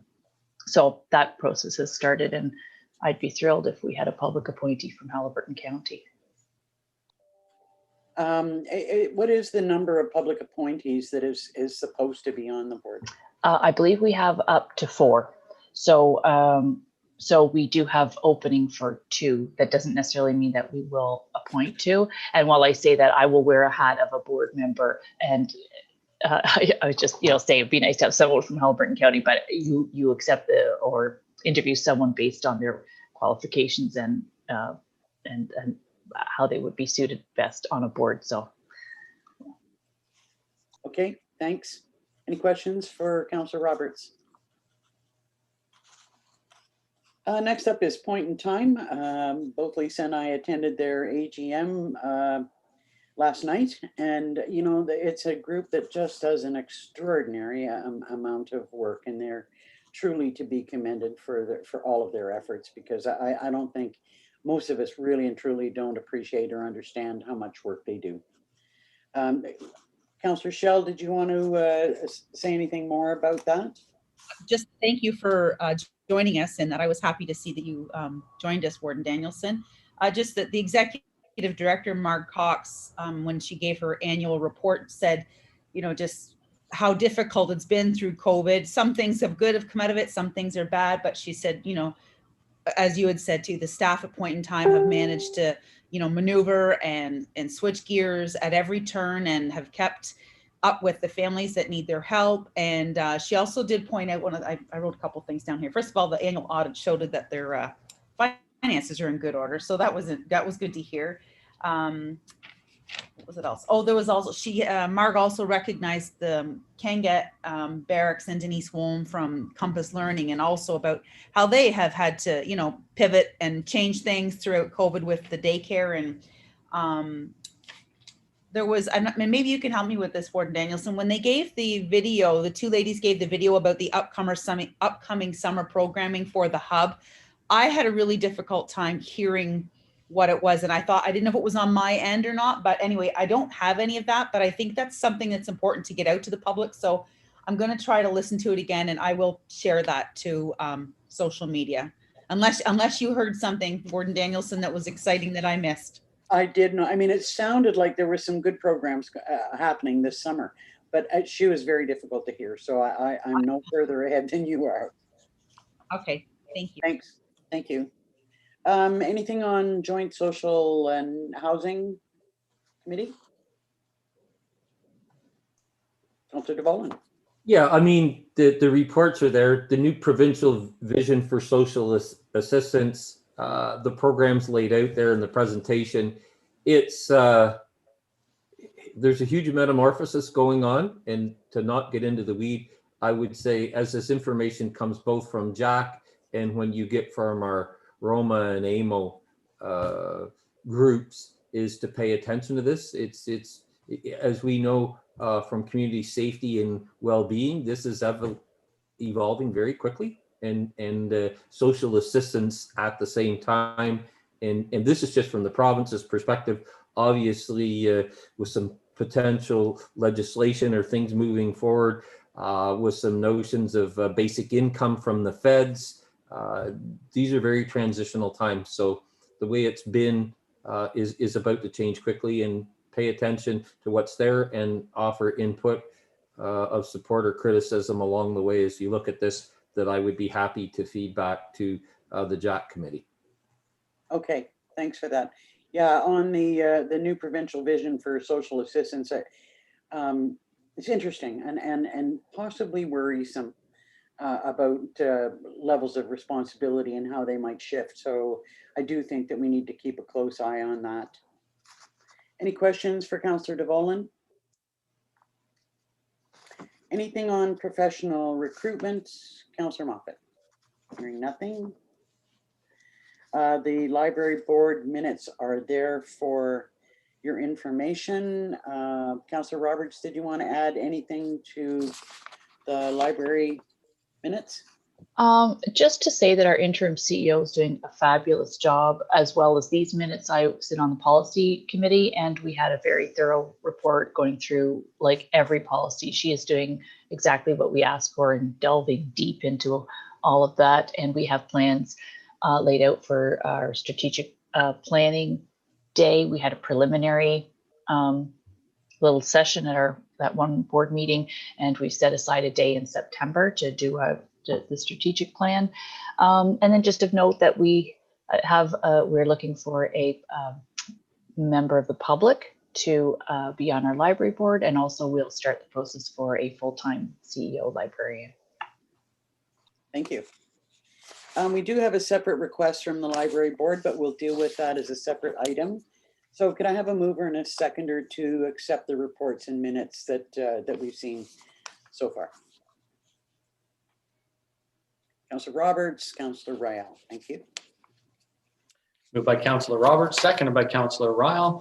Be it resolved that Haliburton County Council receives for information the following: the April 15th, 2021 and the May 20th, 2021 approved minutes from the Haliburton Kawartha Pine Ridge District Health Unit Board of Health meetings, the 2021 Board of Health quarterly report, read the requirements for programs, services, and accountability, and the 2021 COVID-19 activities quarterly report, the June 2nd, 2021 new provincial vision for social assistance correspondence, the 2021 Q1 financial report from the City of Kawartha Lakes, County of Haliburton Social Services and Housing Corporation, and the approved minutes from April 14th and May 12th, 2021, and the draft minutes from the June 9th, 2021 meetings of the Haliburton County Public Library Board. All in favor? That's carried. The library board also has a special request to utilize money from the Safe Restart funding to revamp their website. Was anybody going to speak to that, Mike? I think the board members would actually be more familiar with any of staff other than, I'm not sure if Anna is attending the meeting or not. I'm just looking at no, she's not. So if any board members willing to speak to it, I know Anna has spoken to me, and it really is, I guess, COVID has forced the library to look at a very different way of doing business, and it's likely that will carry on for a long time. Part of that is that, has necessitated the development of a much more e-commerce like website, and so it really does, in that sense, meet the criteria of our Safe Restart funding, and they have asked for $60,000 to do that. And I know it sounds like a rather extraordinary amount of money, but in this case, the library board or the library's website is a very detailed and involved site, and it also, because we've added so many online programs, I think that's changed the scope of the work that's required. Other comments? Councillor Moffat? I think Councillor DeVolen had his hand up first. Okay. I'm not a board member, but from a selfish point of view, probably in the last year, I've used between 50 and 100 ebooks or audiobooks. And it's been, while I've been doing another task, maybe with my hands, listening to it, it has contributed to my better mental health. So for them to expand that platform that's in a more current version and with some of their expanded services, I'm a huge fan and would gladly see us move forward on this. Glad to hear that you're expanding your horizons. Councillor Moffat. I am not a library user, but that doesn't mean that my support is any less. Certainly, there's been conversation about this. Libraries over many years are no longer places where ladies with tight buns shush you into submission, and they now have become these tremendous portals into so much. And I think this is a tremendous step into keeping our library services up to speed with what it's had to do during the pandemic, and take it even one step further, just for improved access. And I mean, it clearly says, you know, a more intuitive, interactive, and welcoming online library experience. I mean, you almost can't say no to that. Yeah. Councillor Roberts. Thank you, Warden, and I'm glad you did bring up the amount, because I sort of was a bit sticker shock with the price of, because we've done a website at the county and also with Dysart with the same company, but was explained to us as board members that this is is much more complex system, as it's much more interactive and user. And honestly, Councillor Moffat, we got 2 books on here right now. One's an audio, one's a reading book. I highly recommend becoming a library user. Any other comments or questions about the request? Okay, could I have a mover and a seconder? Councillor DeVolen, Councillor Shell. Moved by Councillor DeVolen, seconded by Councillor Shell. Be it resolved that Haliburton County Council receives for information the request from the Haliburton County Public Library Board to utilize $60,000 from the county's Safe Restart Fund, and further that the request be hereby approved. All in favor? That's carried. Thank you. Okay, I don't believe there's anything from the Land Division at this meeting, so we'll go on to other external boards and agencies. Anything that you would like to impart from the Ontario Good Roads Association, Mr. President? Thank you. Not a lot. I'd just like to mention that we are planning for our conference. It is probably going to be a hybrid, I presume. But we are actually working on rebrand, and it's quite interesting for me, because we are certainly changing the name, or we are changing the name of Ontario Good Roads Association. It's going to just be Good Roads. So I'm going to be the guy that stole the vowels from OGRA. But their staff and the board are really excited about the new brand, and it will be launched, I believe, in July. So we can't refer to you as OGRA anymore. Not anymore, but we're going to be GER. Any questions for Councillor Burton? Anything from EORN, Councillor DeVolen? Well, we're busy. I'm on the HR and Finance Committee and Secretary Treasurer and a bunch of those things, so I don't want to call it disrespectfully inside baseball. And our ECS, our for-profit arm, dealing with strategic plans with what we're going to do there. Probably the biggest thing we're dealing with is the provincial cabinet shuffle, and our own Laurie Scott, Minister of Infrastructure, being shuffled out of that portfolio, and what that may or may not mean for EORN on some of the projects that we've been contemplating for the future. So we don't have anything to add or say about that, other than clearly the cabinet shuffle is an election-ready one to position the party in power that they hope to return.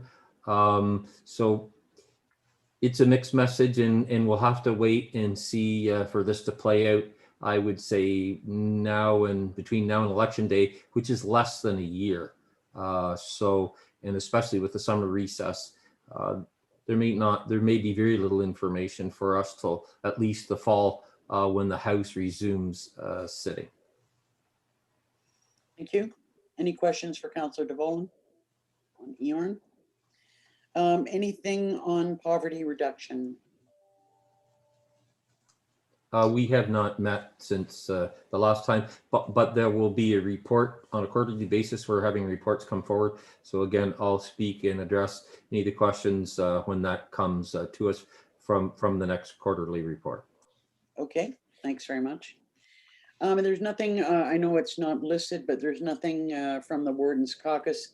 We will be having a meeting in mid-July, and I'll be meeting with the chair early in the month to talk about our agenda. So if there's anything that is a burning issue or you think I should be adding to the agenda, just let me know. So on to other business. We have the meeting calendar. Any errors or omissions on the calendar? Hearing none. Sadly, we have a resolution to accept the resignation of our treasurer, Elaine. And I would just like to say that, you know, we really appreciate the work that Elaine has done for us. She's done a lot of hard work and brought us through the introduction of new software systems here, which I'm sure have been challenging for you, Elaine. And we just want to wish you all the very best in your future, in whatever direction you might decide to take. And thank you for the work that you've done on our behalf. Thank you. Could I have a mover and a second to accept the resignation with regret? Councillor DeVolen, Councillor Moffat. Before I read the resolution, I'd just like to echo that and just echo the thank you, Elaine. You've brought us through a number of different challenging initiatives, and you've done it so effectively and quietly effectively. So thank you very much for all you've done, and we sure do wish you all the best. Moved by Councillor DeVolen, seconded by Councillor Moffat. Be it resolved that Haliburton County Council accepts the resignation with regret from Treasurer Elaine Taylor, effective July 9th, 2021. All in favor? That's carried. Good luck, Elaine. Next is the listing of correspondence that we received from all four of the municipalities to support the county's review of short-term rentals. So we have a resolution. If I could have a mover and a seconder on that. Councillor Burton, Councillor Rayel. I think before I read the resolution, I'm wondering what County Council would like to do in terms of how to start this, the process that you're looking for. Are you looking for a staff report from me? Are you looking for some time set aside so County Council can have a conversation about what that review looks like? I guess, what's the starting point? I can read the resolution, but that's I don't really have a lot of direction beyond let's discuss it at the county at this point. That was going to be my next question after the resolution. But we can talk about it now. So I'd look to council for thoughts on that. Councillor Roberts, then Moffat, then DeBowen. Thank you. And seeing as I brought this forward through the service delivery review conversations, I thought that very thing before a staff report, really County Council should have a conversation and see where we want to go with this. And then after that conversation, we can draft a resolution to direct staff to do something. At this point, I know that the CAO at Dysart has been feeding Mike an awful pile of information that it's just he's probably put in a folder. It is inbox. So we're laughing because I know it's a lot. Dysart had done a lot, but we never sort of took a next step and then what. So I personally think if it could just be on an agenda item for us to have a conversation and maybe include some of that background information from Dysart and any other CAOs that have collected information and forwarded it to you, and see where do we want to go. I know we keep hiring consultants, but maybe it does mean going that route and finding some sort of common ground, and just having that first initial conversation with County Council. Yeah, I'm sure that Mike's probably getting information from. We've all been doing work at different levels, and on this particular item, and because it's so challenging. And I've got to say that I know that all members of our staff are chock-a-block full of things to do, and I'm almost certain that it's going to require a consultant to work on the project. But looking to Councillor Moffat and then Councillor DeVolen for comments and thoughts. I was kind of going the same line as Andrea, so I'll. Okay, Councillor DeVolen? I agree. I would say if Dysert's done some good work, I would certainly want to see the good work that Highlands East has done a couple of years ago. And as I also wouldn't mind if we would to include the information Lake of Bays have taken kind of a different approach that I've seen elsewhere. So I wouldn't mind that in the package as well for us to consider for discussion purposes. And I'm not disagreeing that it's likely to involve a consultant, but I was kind of more than a little intrigued at Lake of Bays approach. You mentioned the work that Highlands East has done, and I was present in their Lloyd Watson Center when they had their public session, and it was there were a lot of people in the room. It was a full audience and completely split right down the middle on how they would like to see this approach. So it was interesting to hear the different perspectives, I've got to say. So would council be in agreement then that we put this on our next committee of the whole meeting for a fulsome discussion on how we see going forward? Yes. Councillor Rael, did you want to comment? I had a question regarding to private versus public roads, because we have some challenges there. But if we're going to bring it up at the committee of the whole, it can wait. I'm sorry, am I missing something? Private persons, private roads? No, when we went and did some investigation, when a unit is located on a private road, there could be some challenges in relation to regulation and enforcement that are different when they're on a public road. So that's in the weeds, probably something we should talk about at committee in the whole. Okay. Councillor Roberts? Yeah, just one thing you said, Warden, was the at the next committee of the whole, and I think we have our plates full. I think I could see Mike smiling. I think that I would be personally satisfied if it was at a future committee of the whole meeting and not necessarily force it to be 2 weeks or whatever that is, date from today, when there's the appropriate time. Mr. Rutter. I just wanted to remind council that we typically cancel committee of the whole in July, so we won't be having a committee in 2 weeks. So it would be the August committee of the whole. So we do have some time. So you would be okay with August then? Yeah. Oh yeah. Okay. Any other comments or thoughts? Did I see your hand up, Councillor Moffat? Oh, and okay, Councillor Roberts. Just for clarification, I wondered that because we actually in our DICER procedural bylaw omit a committee of the whole in July just for that very reason, to give a little bit of a break for people who are always staff and councillors who are always having to bring reports forward and then have council. So, but we just did the meeting calendar and it said that it was in there. So am I to understand then that the committee of the whole, or yeah, committee of the whole for county is canceled in? Yes, it is. Mike has canceled it. Yeah, that's right. That's power. We typically include it in our meeting schedule for the year and then cancel based on the workload. We really do try to cancel it if at all possible. So I apologize, I missed that. But yeah, we have been gearing our work to avoid a committee of the whole in July. So I think we are fine to do that. Do you need a resolution for that or no? No. Okay.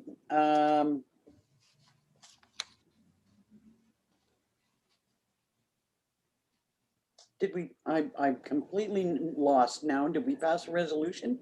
So I have a mover and a seconder for the resolution receiving the letters from the local municipalities. So moved by Councillor Burton, seconded by Councillor Ryle. Be it resolved that Haliburton County Council receives for information the correspondence from each of the 4 local municipalities supporting a review of short-term rental options at the county level. All in favor? That's carried. Thank you. The next item is correspondence from Councillor Moffat regarding inappropriate use of Crown land. And I would turn the chair over to her to talk about this for a moment. Thank you, Madam Warden. I think my note to council speaks for itself. The comments that I had received, I mean, I'm not the only one. I did reach out to each of the other mayors. And the comments that are contained in the report to council they're a fraction of what I'm sure we've all heard off and on over many years, and many are anecdotal. There is definitely a change in attitude these days. Minden Hills had a discussion about this just last week. And if we don't make it clear what kind of community we want to have and then work toward it, we could end up with the Wild West. And I think the Land Trust presentation that we saw this morning demonstrates a clear need for just a closer look at stewardship and the work that they're doing, and certainly work that others are doing that could be part of the conversation. I think it's I said it in my report to council, and I want to say it again to be crystal clear. This is not an anti-firearm or anti-ATV issue. There's my ATV has tracks on it, and there's numerous firearms in my own household. So this is more an issue of compatible uses and appropriate stewardship. And there's a lot of Crown land out there, and people need, can absolutely continue to go and use Crown land. That's what it's to be enjoyed for, but not just carte blanche whenever, wherever, however you want. And that's where the conflict is arising, is people more and more are choosing Crown land locations that are closest and most convenient, and in many cases are just simply too close to private property or, in conflicting uses. So what I've asked of council is to just have a little bit of a deeper dive into this, talk to the ministry and see if we can, open up a dialogue around assessing some of the problem areas and determining and evaluating their suitability for the way they're being used, because some of the way some locations are being used just isn't appropriate and compatible with neighbors. So that's what I'm asking for, is just a conversation to see how we can move this forward. I have received during the break an email from Paul Heaven about a report that I haven't looked at, but it is a report about wetlands and species at risk in relation to Crown land, similar to what they talked about this morning. So I believe there's room there to open this discussion. So with the request or the support that you're seeking, I see us being, easy to develop, some kind of correspondence or email that we can send out seeking support from other municipalities. How do you envision the first portion of this, of opening the dialogue, and who might do that? Well, Mr. Rutter's portfolio just opened up with the hiring of the new planner. I'm just kidding. I'm willing to participate in some of that. We have been, Algonquin Highlands has been working, trying to get some traction with the ministry around some of the stuff. So is Minden Hills. We could have a separate conversation that sort of clarifies who might do what. I confess these bigger issues that are strategic and bigger than day-to-day business are things that I'm particularly interested in. So willing to put some time into it, considering the experience we've had with just the Livingston Lake area and the Crown Lake camping area and some other things. So we could have a small ad hoc group or one or two, or it's open for discussion, whatever you want to do, whatever folks want to do. Councillor DeBolen, thoughts? And Two things. First of all, with respect to Crown, with 4 or 5 years in with the QE2 wildlands, it's a very similar story, very similar challenges. And if we have a smaller working group to see what we can do there with the ministry, I would gladly participate in that.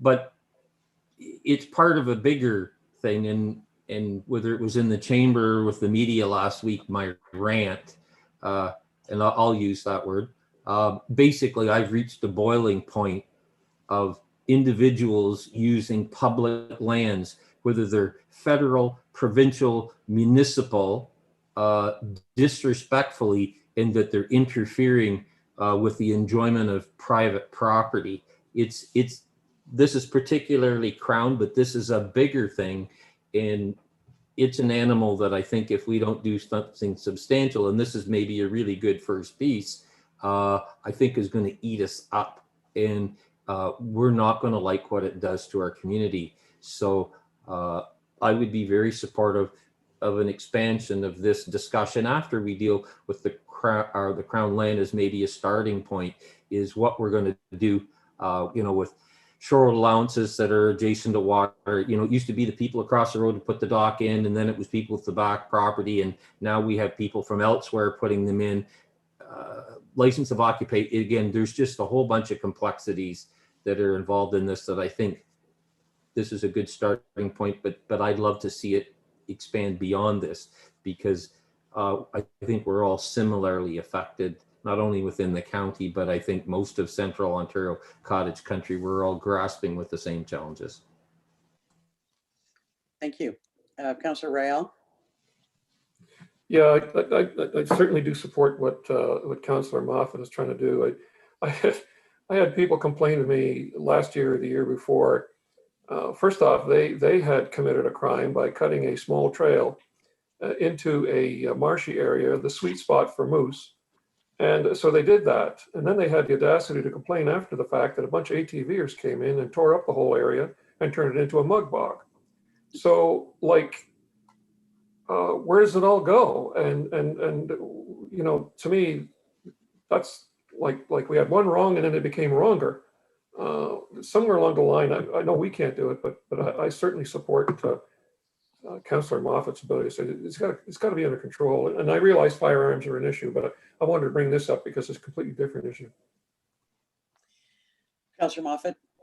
But it is related, because it falls into the broader category of inappropriate use or incompatible uses. And we know full well that there are people who are going to say, you hate ATVs and you hate side-by-sides and you hate guns. No, don't even bother sending any of that messaging, because that's not what this is about. This is about people,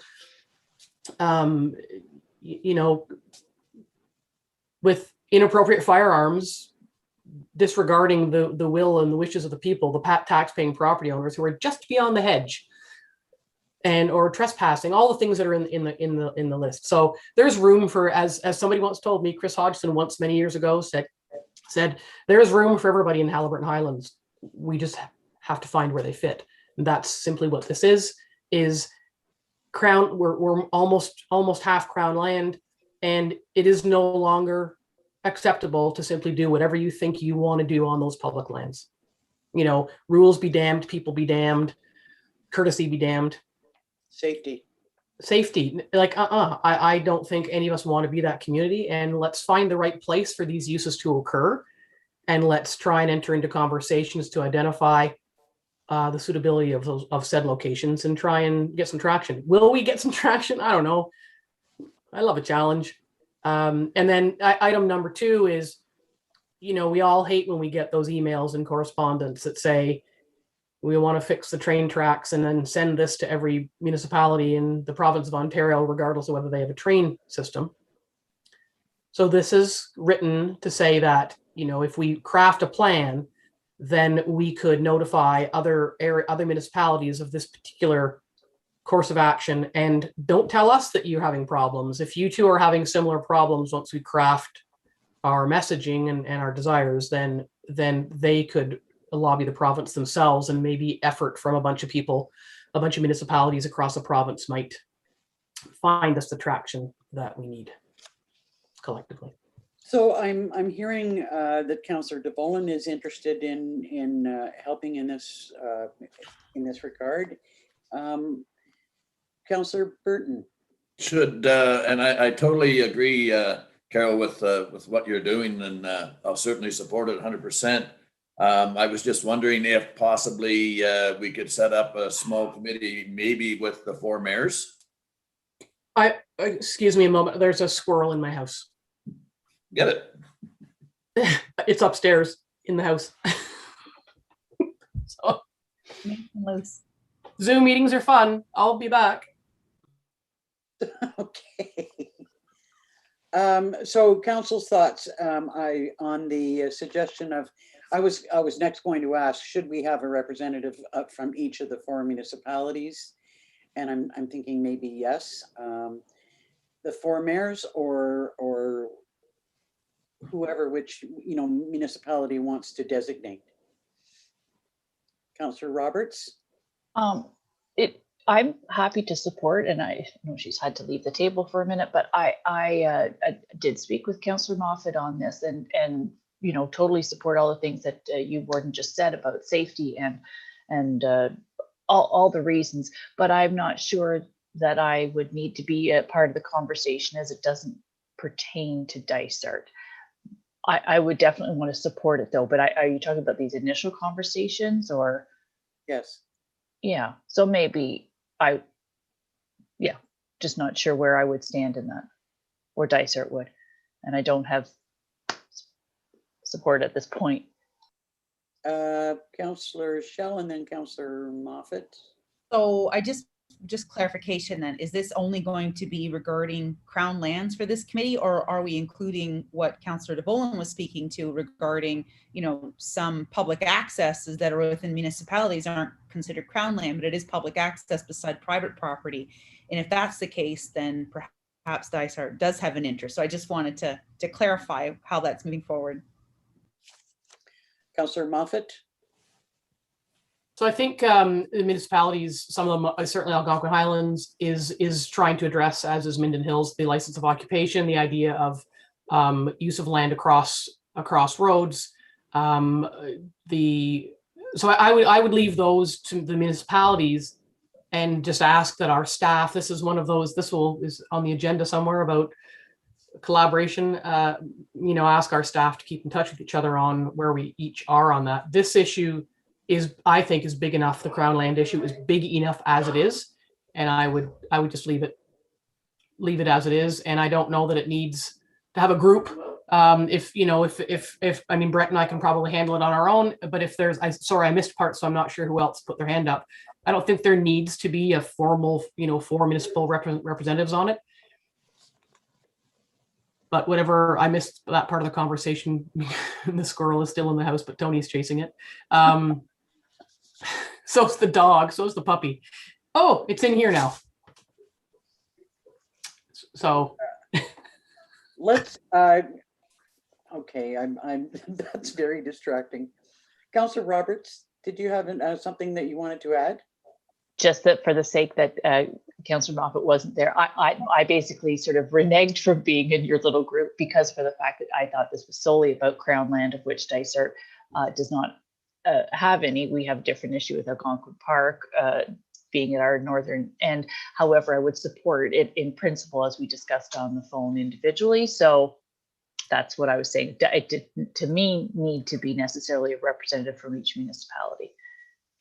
Okay, well, for now, we will leave it with Councillor Moffat and Councillor DeVolen. And if you need further assistance, or we need to talk about this again, that's great. We have a resolution. If I could have a mover and a seconder for that. Go ahead, Mr. Rutter. Sorry, resolution first. I have expanded the resolution actually to include at a high level, not at the same level of detail, what Councillor Moffat has requested in her memo. So what I've written is, be it resolved that Haliburton County Council receives for information the June 16th, 2021 correspondence from Councillor Moffat regarding the transient use/misuse of Crown land, and that Haliburton County Council open a dialogue with both the Parry Sound and Bancroft districts of the MNRF, and that a communication ultimately be developed that could be sent to other municipalities in the province, asking them to voice similar concerns to the province. Does that sound like it works for everyone? Okay, could I have a mover and a seconder then? Councillor Moffat, Councillor Burton. All in favor? That's carried. That's the completion of the open portion of our meeting. We will be moving into closed session, for which we'll have a resolution, but I might suggest that we take a little bit of a break. I'm not sure about how much time you need, but I'm thinking that might give Councillor Moffat an opportunity to deal with her home issue. He's gone. Success. It's gone? Tony, yeah, he's gone. He's out, so I'm good. Okay. So would 15 minutes, or do you want to take a little, a quick lunch break, half an hour? Let me know. I'm good with 15. Me too. Okay. Yep, 15, good.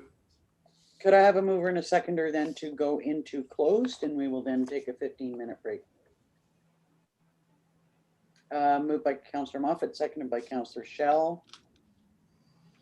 Moved by Councillor Moffat, seconded by Councillor Shell. Be it resolved that Haliburton County Council enter into closed session as per section 239(2) of the Municipal Act 2001, as amended for the following reasons: personal matters about an identifiable individual, including municipal or local board employees. All in favor? That's carried. Thanks to the members of the public who have tuned in, and we'll see council at 11:45.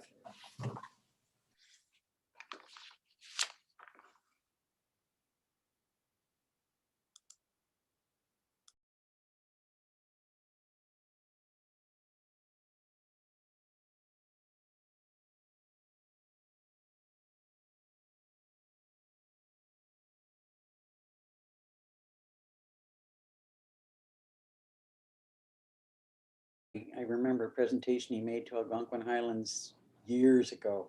We're about to go live. Okay.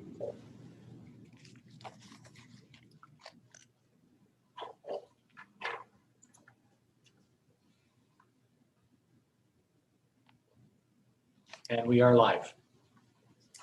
Okay, welcome back. We'll move into the bylaw portion of the meeting.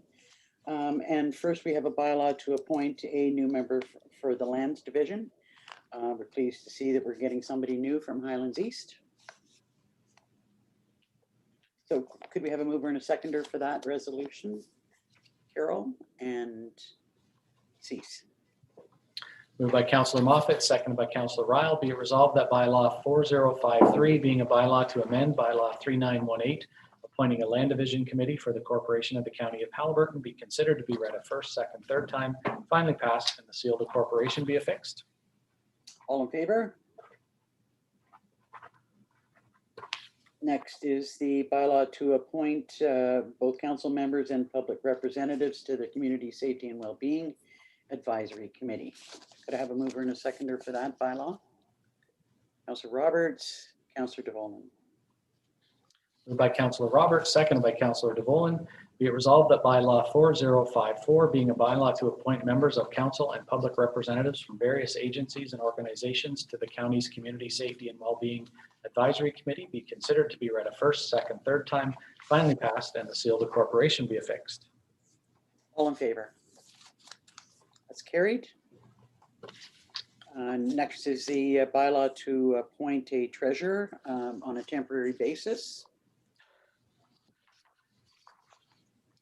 Could I have a mover and a seconder? Councillor Roberts, Councillor DeVolin.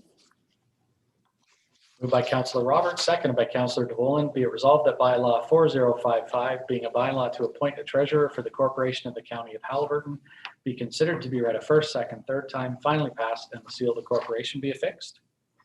All in favor? That's carried. Are there any notice of motions? Okay, then we will move on to the confirming bylaw. If I could have a mover and a seconder for that. Councillor Shell, Councillor Moffat. Moved by Councillor Shell, seconded by Councillor Moffat. Be it resolved that bylaw 4056, being a bylaw to confirm the proceedings of the June 23rd, 2021 meeting of Haliburton County Council, be considered read a first, second, third time, finally passed, and the seal of the corporation be affixed. All in favor? That's carried. And finally, could I have a mover and a seconder to adjourn? Councillor Roberts, thank you, and Councillor Shell. Moved by Councillor Roberts, seconded by Councillor Shell. Be it resolved that the June 23rd, 2021 meeting of Haliburton County Council be adjourned. All in favor? That's carried. Thank you, everyone. Thank you. At our next meeting. That was a good meeting. Yep. Bye. Thank you. Yep. Bye.